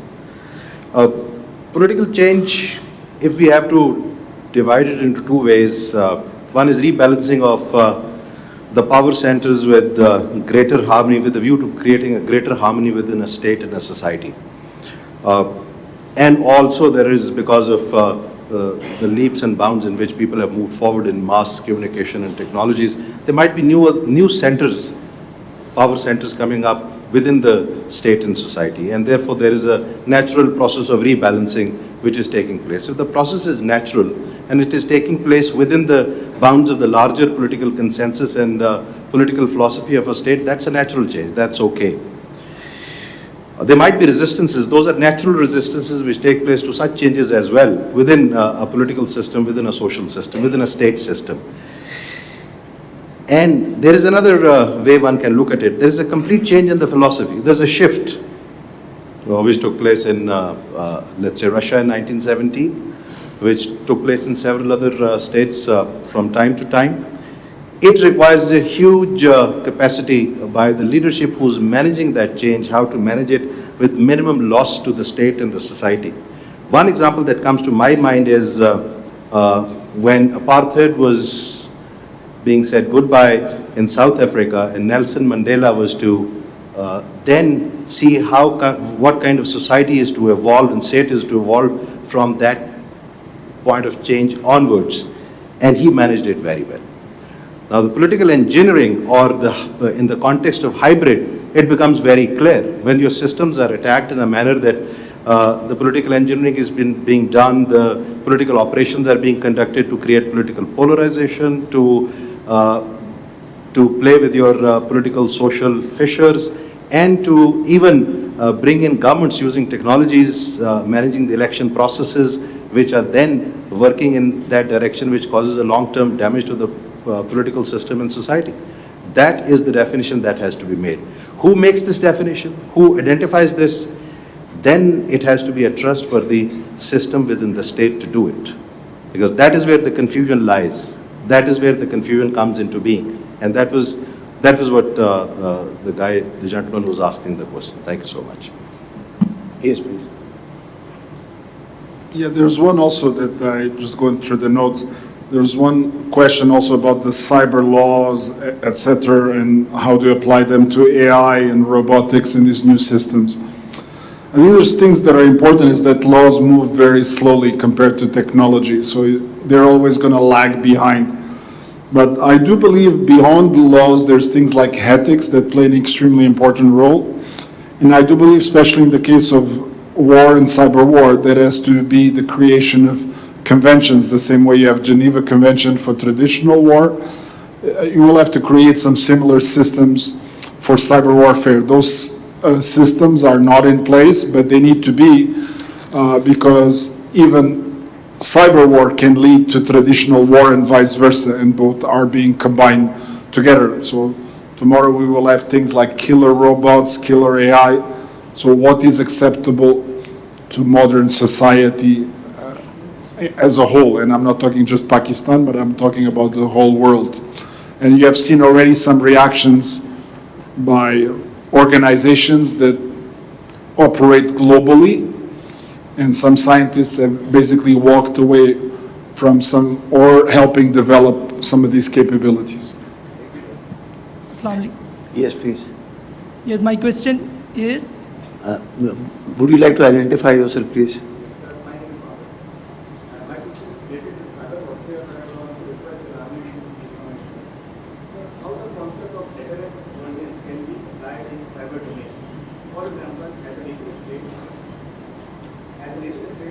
If I develop extensive offensive cyber capabilities, will it deter my opponent to initiate cyber attack against me? And second part, sir, in the cyber domain, it is always difficult to attribute that whosoever is the initiator of the attack. So in this context, sir, warfare, cyber warfare, can it escalate into kinetic domain also? Thank you. Hello, my name is. My name is Zohaib Iltaf, and I am from Namal University. Sir, my question related to cyber. My question is related to cyber security and cyber warfare. So, sir, you mentioned the quantum computers. So, what will be the impact of quantum computers on cyber warfare, especially on signal intelligence and operation securities? And what should be the response of countries like Pakistan in face of quantum hegemony? Thank you. Yes, please. Hello, my name is Sayyid Muhammad Hamza, and I'm a student. My question is for George. I have some sort of idea regarding the Stuxnet attack. It had spillover other than Iran. I reckon. How much did it affect Pakistan? Because I know that it had affected India after Iran. And also, could you tell us the measures for a layman that can be incorporated in our daily lives to save us from cyber attacks while using the smartphones? Thank you.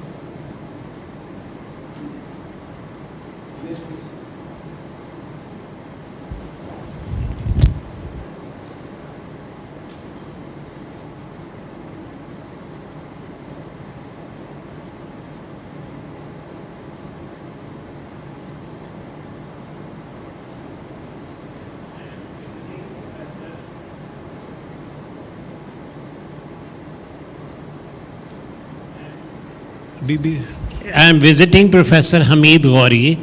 I teach international relations, international law, defense, and strategic studies. My question is more of a suggestion for the President CAASS, Air Chief Marshal Kaleem Sadat Saab, that the US has created a new force, aerospace warfare, for the aerospace warfare. If you have not included this topic in the current seminar, then you should consider it to be one of the topics for consideration as to what is the implication of such creation of aerospace warfare for Pakistan in the near future or for a long term. Because I have taught courses of law of sea and law of airspace, and I know that to study airspace is very important, and more so with the creation of a US sea warfare component. This may be of great interest to us under this strategic topic. Thank you. Thank you, sir.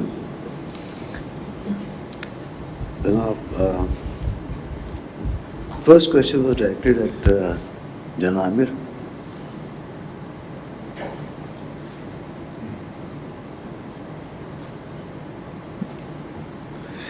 Mr. Babar asked a question that cyber capabilities and then how to deter your adversary. Deterrence is a psychological condition, first of all, and it is that it works between rational actors. Deterrence does not work between irrational actors, and it is believed that state actors on all sides are generally rational. So, and the second function on which deterrence works is the mutually understandable fear. And that obviously is based on acquisition of capabilities, that you have the similar kind of capabilities first to defend yourselves and then to be able to attack the opponent in a certain way which is unacceptable to him. So once you're talking about the second question actually is, so therefore deterrence, yes, it requires a capability and it requires to instill that fear of God into your adversary or a potential adversary. That is where the function of deterrence comes into being. If you do not have that capability and you're exposed for a period of time, then there are other set of capabilities and your national security strategy as a whole which acts as a deterrence. Which leads me to second part of your question. It is whether it can be responded to in the kinetic domain or not. It is a national security decision, because then you're breaking into a normal use of conventional force against an adversary which has launched a certain cyber attack. But it depends upon the damage that he has caused, depends upon whether it is part of your national construct that such an attack would constitute an act of war. All these issues, questions will have to be debated, because then you can actually resort to other means to respond to such an attack, which actually will become part of the greater dynamics of deterrence also. So this is the way I think about it. There are two questions. One was on impact of quantum computing on cyber, and the other one is did stuckness affect Pakistan? The first one on quantum computing. Yes, quantum computing is going to invalidate a lot of the technologies, especially encryption technologies that you have in place. So that really means it's like a race. If you ever watched the cartoon Spy versus Spy, which is a very interesting cartoon that appeared in a magazine known as Mad. So the cybersecurity race is never finished. So as new technologies advance, you need to advance with better countermeasures. So that means the lifespan of existing encryption technologies are limited by the existing technologies that can break them. So that means as those technologies become more sophisticated, you need to develop better, more sophisticated algorithms to counterbalance. So definitely blockchain is one of those technologies that combined with encryption increases the level of security you may have. The second point was regarding Stuxnet. Stuxnet was designed to infect the machine control units of Siemens manufacturing. There were some of those in beyond Iran. Actually, some of them were even in the United States. So interestingly enough, some of the people infected were not just in Pakistan, but they were really all over the world, Australia, Central and South America. But the numbers were in much lower percentage because the code was designed to look at some other IP addresses, and based on that, if it was not in those ranges, it would actually delete and remove itself. But this is why it got discovered, because some people that got infected, even in the United States, were contacting the specific authorities and says, what is this? And the right authorities were not sure. Of course, they knew what was going on, but they were not in a position to disclose what was going on. But eventually, a few of the cybersecurity companies decompiled and analyzed the command and control centers and were able to actually reach. The third question was around mobile. I do believe mobile today is probably the biggest threats that you have. Not because mobile is not secure, it's just we need a better mobile operating system. The existing mobile operating systems that we have today, regardless of the brand that you have, and the mechanism around them with the many apps, creates an attack surface that is extremely large and almost impossible to defend. The average person has something like 20 apps on their mobile. Each one of them is a potential entry point. Each one of them has got their own set of vulnerabilities. So when you have a phone factory level with no extra apps installed, minimal attack surface, yes, you have a fairly secure device, especially with the new versions of Apple and Android, version 10 or higher. But as soon as you start installing all these apps, WhatsApp, Facebook, Twitter, doesn't really matter, you're basically opening your device to so many doors that makes your device look a little bit like a strainer or a Swiss cheese. It becomes a useless device because anybody can use your device better than you can use yourself.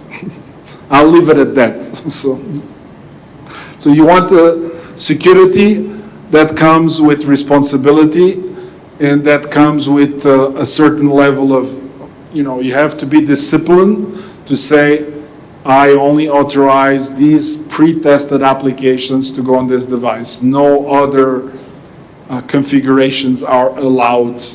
And it's not, oh, this one looks like a nice application to install on this mobile. It's simply not an acceptable, especially on a device that you want to protect. Because any of those devices becomes a potential backdoor into the meetings that you have, where you are, I mean, many troops in the United States that are operating in Iraq many times disclose the locations of their bases by the photos they post online with the GPS coordinates, or a guy is jogging with his nice smart watch and he wants to be fit and share with his friends the nice 2-kilometer jog he did this morning. But guess what? The enemy is looking at the path that he just jogged this morning and is available to him live. You understand the risks of such things? It's extremely risky. It does not belong to be there in the first place.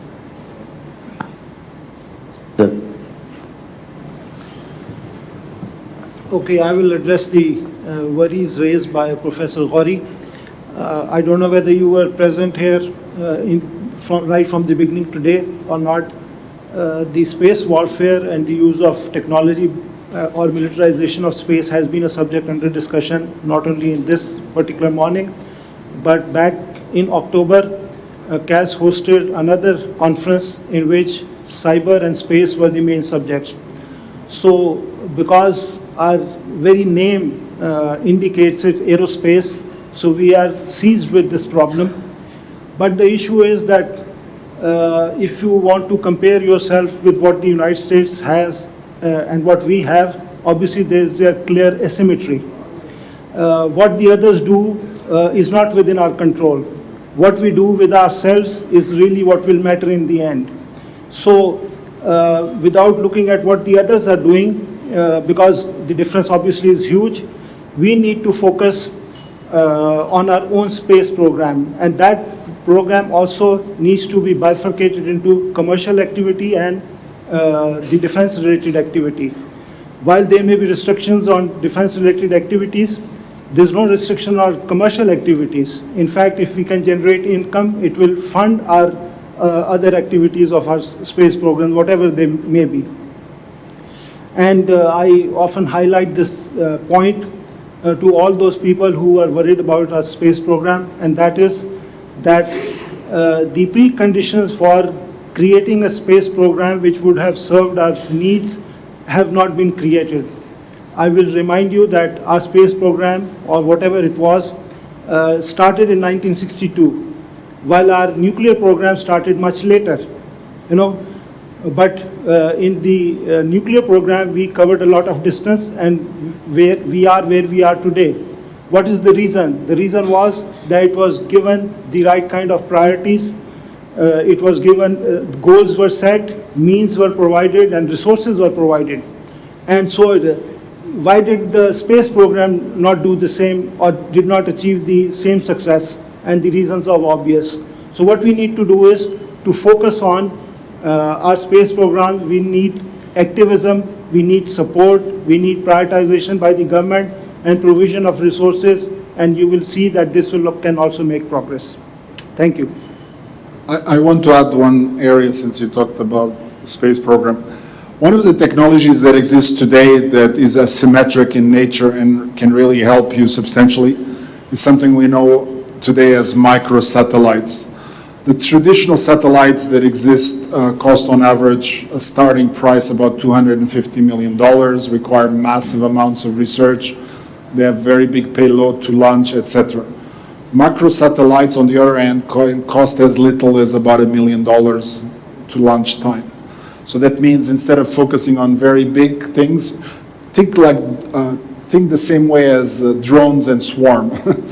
Drones are cheap, microsatellites are cheap.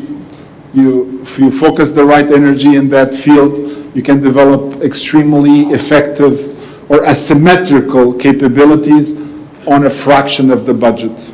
And I think your creativity can do the rest. Good. Yes.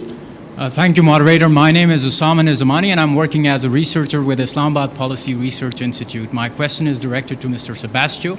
How will subfields of AI, particularly reinforcement learning and unsupervised learning, affect the nature of cyber threats and the offensive and defensive cyber capabilities of either corporations or of state? So that's my question. Thank you.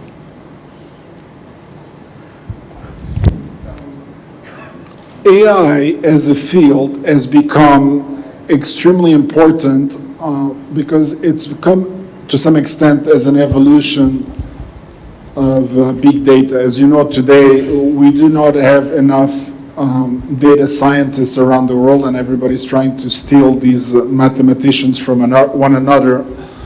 So AI, with the proper machine learning models, can counterbalance the unavailability of these mathematicians to give you a level playing field.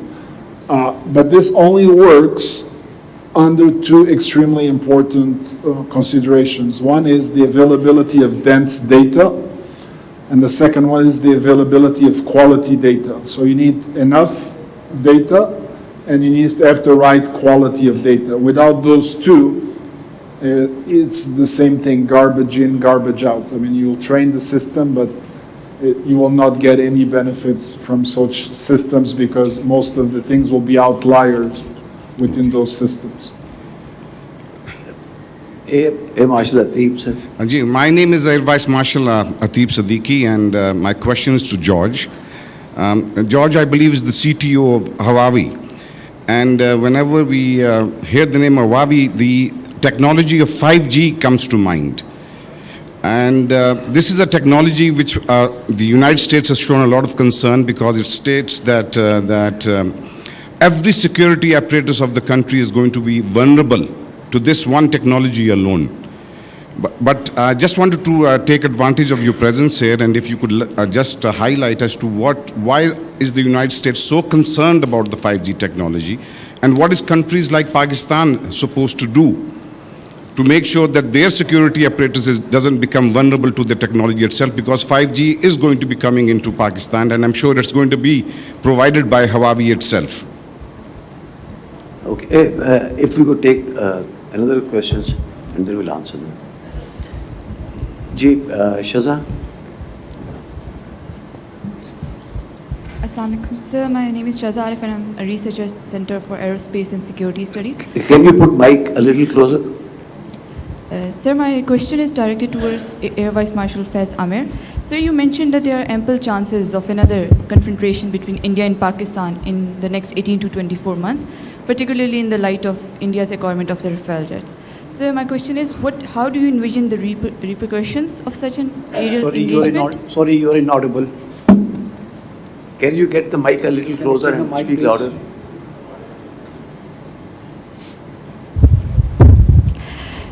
Sir, my question is that you mentioned that there's ample chances of another aerial engagement between India and Pakistan in the next 18 to 24 months, particularly in the light of India's acquirement of Rafale jets.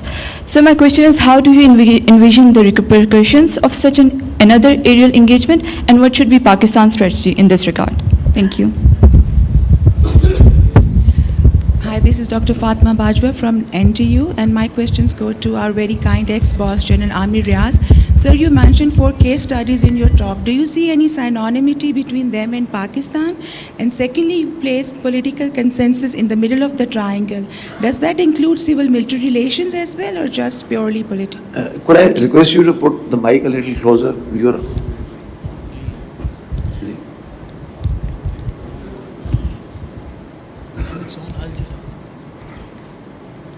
So the first question was, you mentioned 4 case studies in your talk. Do you see any synonymity between those 4 countries and Pakistan in context of the hybrid warfare?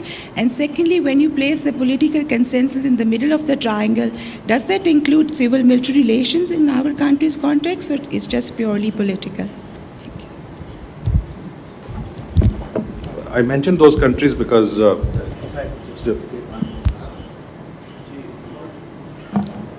Assalamu alaikum, sir. My name is Umar Amir, and I'm from Center for Aerospace and Security Studies. My question is to Mr. Sebastio that as you see in the cross-domain warfare, the attack in one domain is countered through a retaliation in another domain. We saw it recently when a US RQ-4 drone was downed, it retaliated by a cyber attack. So how effective do you see the efficacy of this non-kinetic weapon of choice, which is cyber, in terms of economic coercion, political punitive measures, and as a deterrence against kinetic warfare? If General Riaz would be able to add his comments, that would be great as well. Thank you. Thank you. So,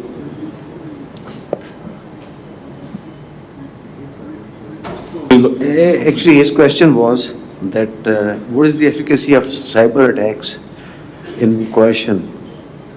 Umar, if I'm right. Like to understand its efficacy in terms of economic coercion and as a political punitive measure, particularly as a deterrence against kinetic warfare, as we saw in the case of RQ-4 drone downing by the US, of the US and its retaliation.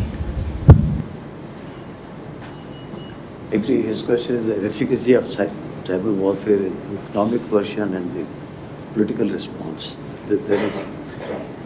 So, if you could like to answer the first question on 5G technology. First, let's start. 5G is a complicated topic because sometimes 5G, there's many things going on mixed, which are completely unrelated. First, 5G, some of the things that you see on the media are primarily, you can say, economical war. Economical war really means it's about saving jobs and actually being able to have manufacturing capability. So when somebody does not have these capabilities as a business, what you do is you disrupt the other business until you catch up. That's traditional business know-how. So I'll leave you to understand that part yourselves. 5G as a technology is more secure than 4G, but on the other side, because 5G has much larger attack surface, it becomes more difficult to secure from the point of view that pretty much everything ends up with an IP address. Maybe it's the parking sensor, maybe it's the traffic light. So any of those devices that are now part of our lives, the thermostat in this room, etc., becomes a potential point of attack. So if there is vulnerabilities in the code, not even necessarily in the 5G itself, but the tool that uses the 5G or the device. So that really means that when you're trying to protect this environment that is 5G enabled, you're really trying to protect an environment where everything that you have in your lives or your offices or your infrastructure has an IP address in them. So you need to have a much more aggressive risk management approach to be able to defend yourselves effectively. Other things that are very different also in 5G is the entire infrastructure in 5G is completely virtualized. If you go back at 4G and 3G, typically you have physical devices that actually do the telecommunications. That really means you'll have a router, a switch, a firewall, etc. When you move towards 5G, we use something called NFVI, Network Function Virtualization. So the router, the switch, the firewall, the endpoint device that you have at your home is now a virtual device. So it's actually a piece of software running in a virtualized environment. And the reason why that exists is so 5G can scale up or scale down based on the concurrent connections that get requested immediately. So that really means the network environments or the virtualized environments in which you run this 5G environment need to be secured. So that means you need to focus on the security of the virtualized environments under which these devices are now, or the functions of these devices are now running.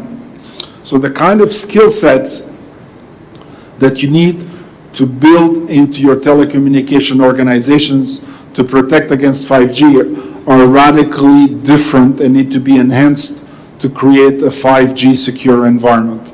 So yes, you need a lot of training, you need a lot of know-how to actually be transmitted. Thank you. I'll request Air Marshal Faiz for the second question. Sheza, your question was about my assertion that the next confrontation might take place in 18-24 months, and what is Pakistan doing about it? Well, why do I say that? If you look at the history of previous wars, neutral history, third-party accounts of the aerial wars in the subcontinent, then you obviously find that Pakistan Air Force have had a visibly pronounced edge over its adversary in subcontinent. Now, this incident on 27th February just confirms that, or just stamps that that older narrative against the Indian Air Force. So a large country, supposedly a major power, for how long its Air Force can take this kind of a beating.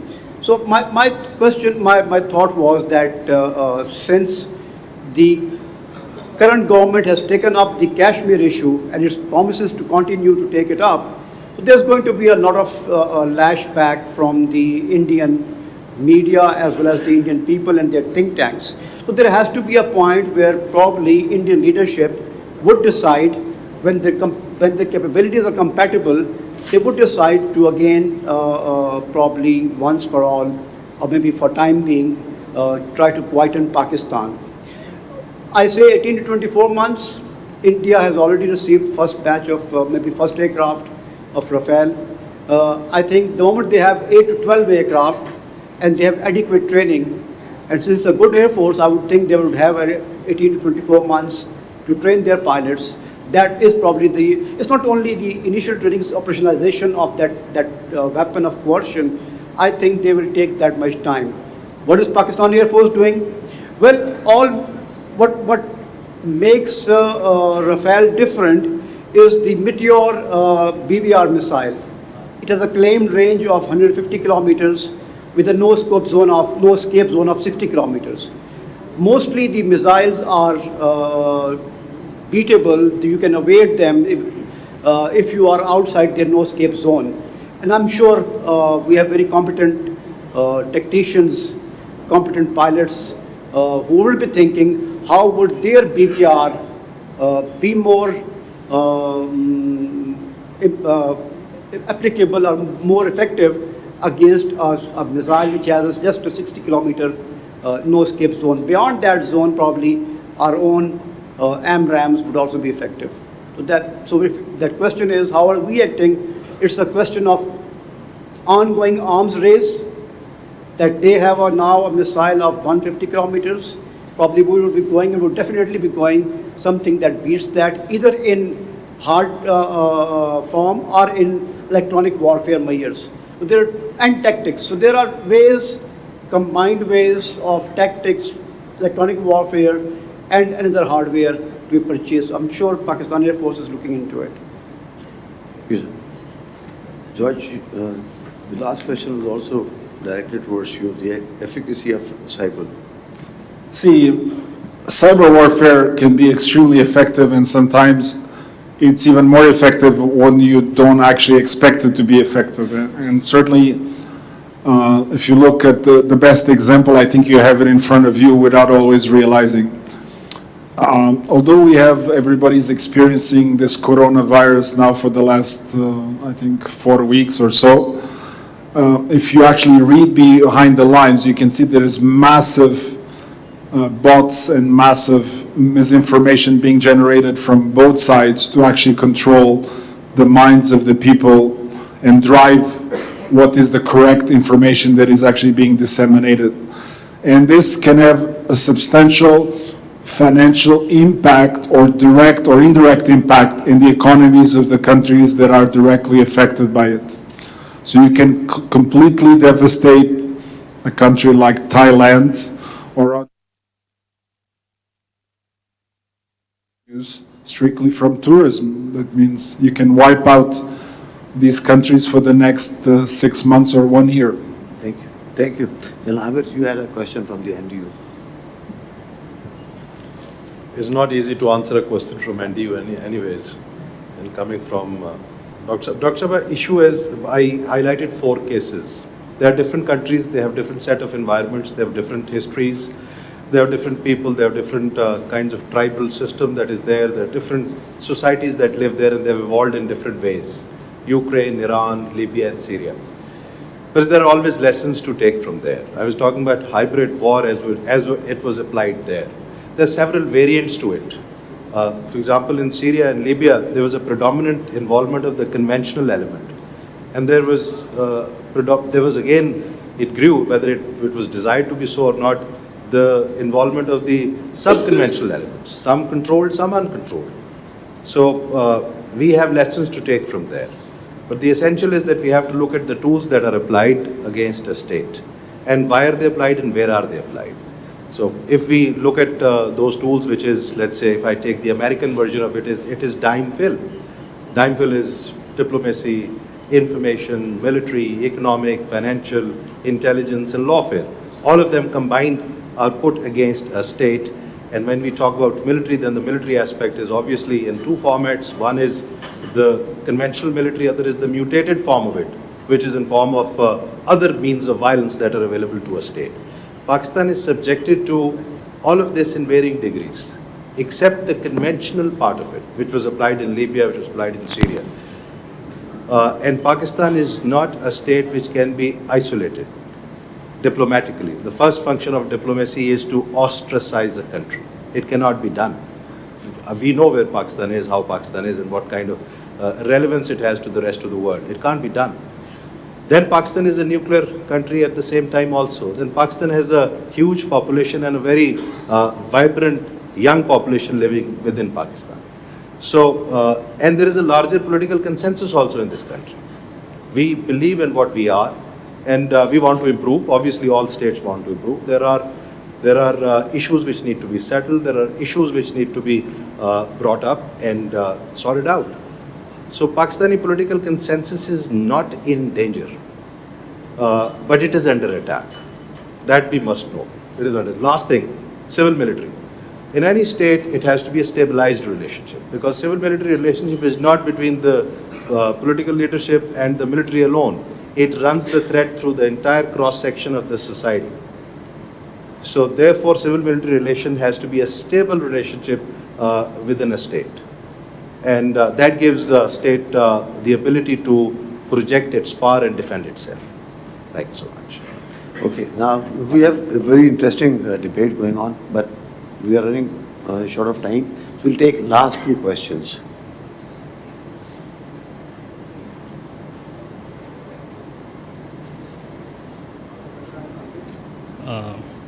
Mic थोड़ा करीब कर लें.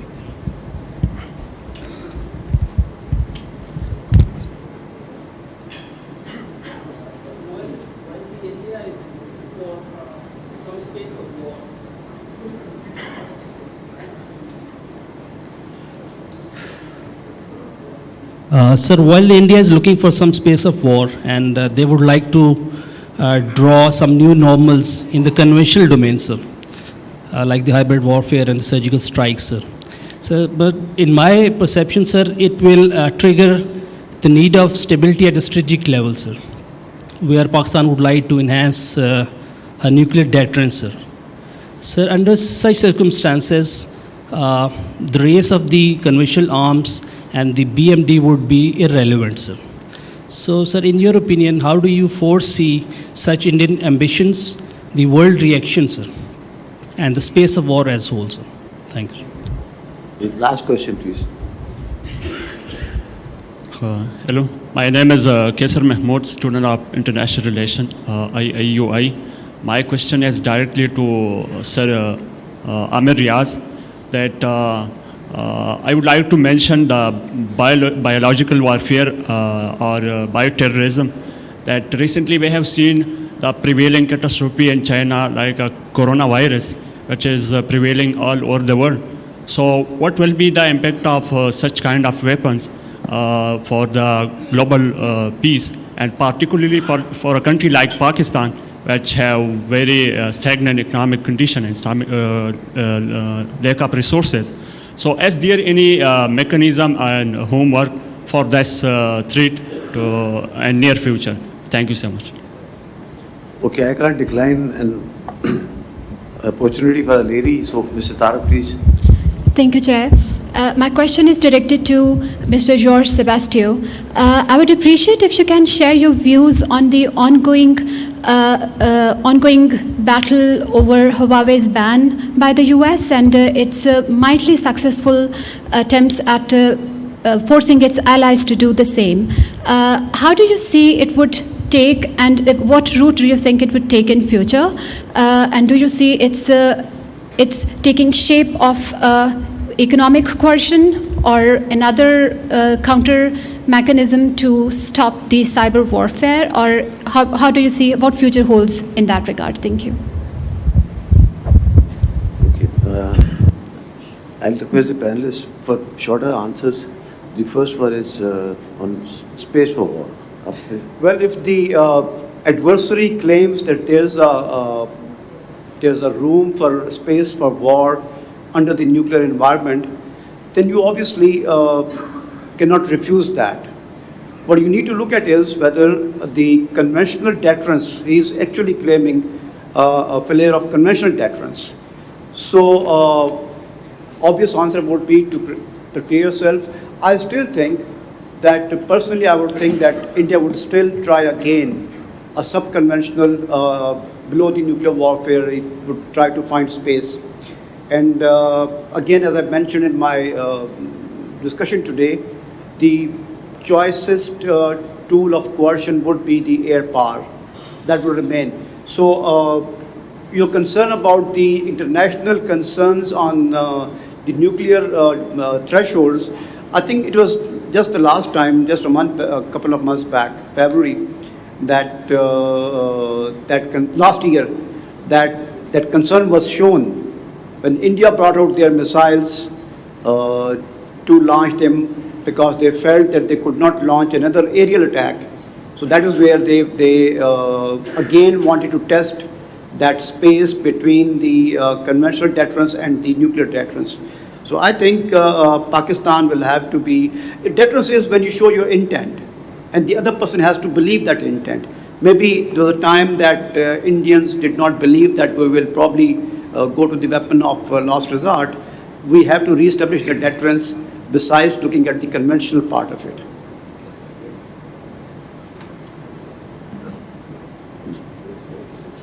Amir, the question by Mr. Kesar on biological warfare and bioterrorism. I'll quickly answer the first question because the deterrence is in place. As I said, it's a function of the rational leaders on both sides of the divide. If there is a degree of irrationality developing in the other side, then it is the responsibility of everybody and anybody within that state and maybe of the international community to bring back that kind of a rationality so that deterrent stability stays intact. Is a crisis situation. Pulwama was a crisis situation. 27th of February, what happened, everybody knows about it. The deterrence is back in place. It will be, they continue to say there is space for war. Let me tell you that no two nuclear states have ever fought a direct war. It is a stupidity of the highest order. And if there are inclinations or proclivities of stupidity on the other side, therefore there's some people in the world has to understand it now and will have to act, or else the possibility of what the Air Marshal is saying is possible. But then what next steps? If you take it forward a little bit, it will go to that level where it should never go. So deterrence is well in place. Now coming to the bio thing, well, there might be such weapons there, but this is too early to call this as a biological warfare tool, coronavirus, if you're referring to that. There are over 31 countries in the world which are affected, including United States and China, and we do not know the extent of it. We do not know what is right, what is wrong so far, but humanity will continue to face this. The good thing is that such outbreaks will go. This is not the last outbreak, this is not the first. There will be others, and I hope human beings do not induce biological warfare into it. That's a function of, again, a very, very devastating mind.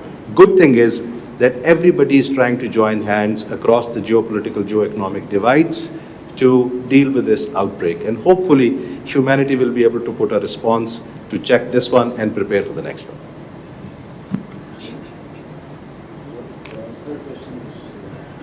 About 5G? The ban by US on the war. Yes. Well, I'm not a politician, so some elements of those will go for politicians, not for me to answer. But the parts that I can certainly answer are the following. First, we have deployed 5G in over 77 different countries, and the great list continues to grow, so the acceptance is there.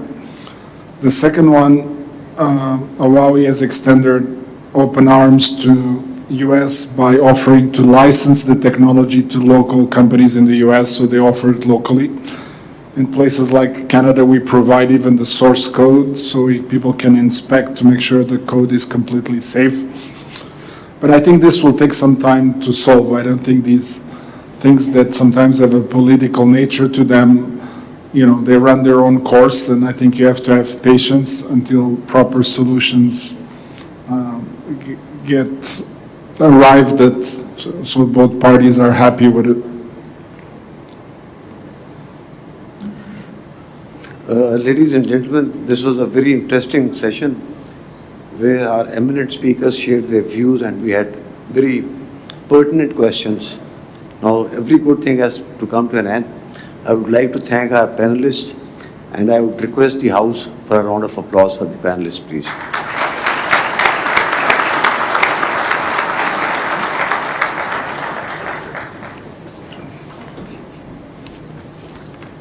Thank you, sir, for such an insightful session. I now request President Kass, Air Chief Marshal Kaleem Sadat to present the souvenirs to the distinguished guests.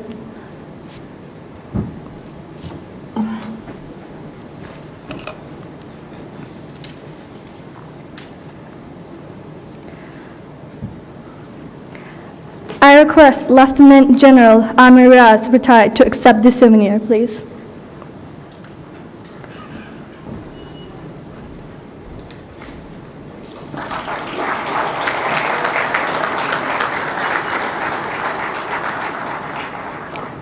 I request Air Vice Marshal Faiz Amir to accept the souvenir, please.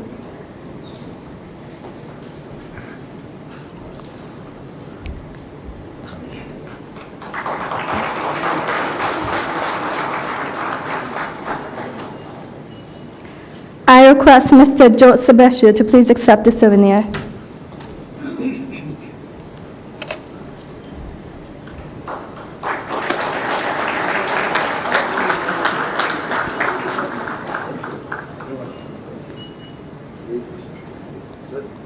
May I now request the moderator and the speakers to gather for a group photo with the President Kass.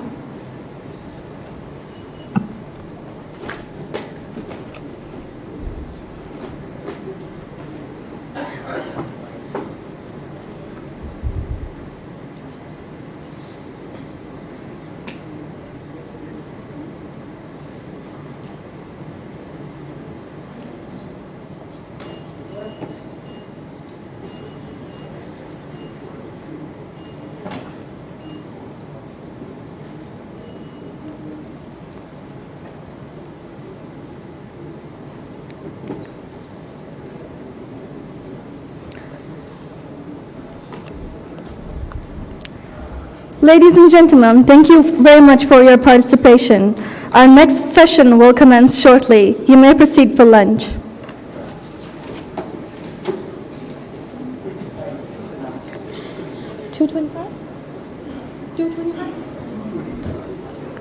Our next session will start at 2:25.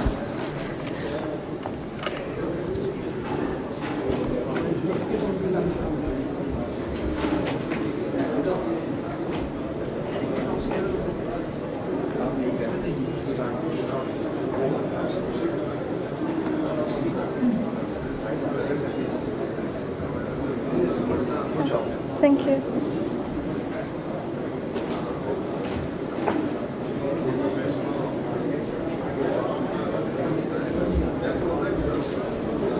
Good luck.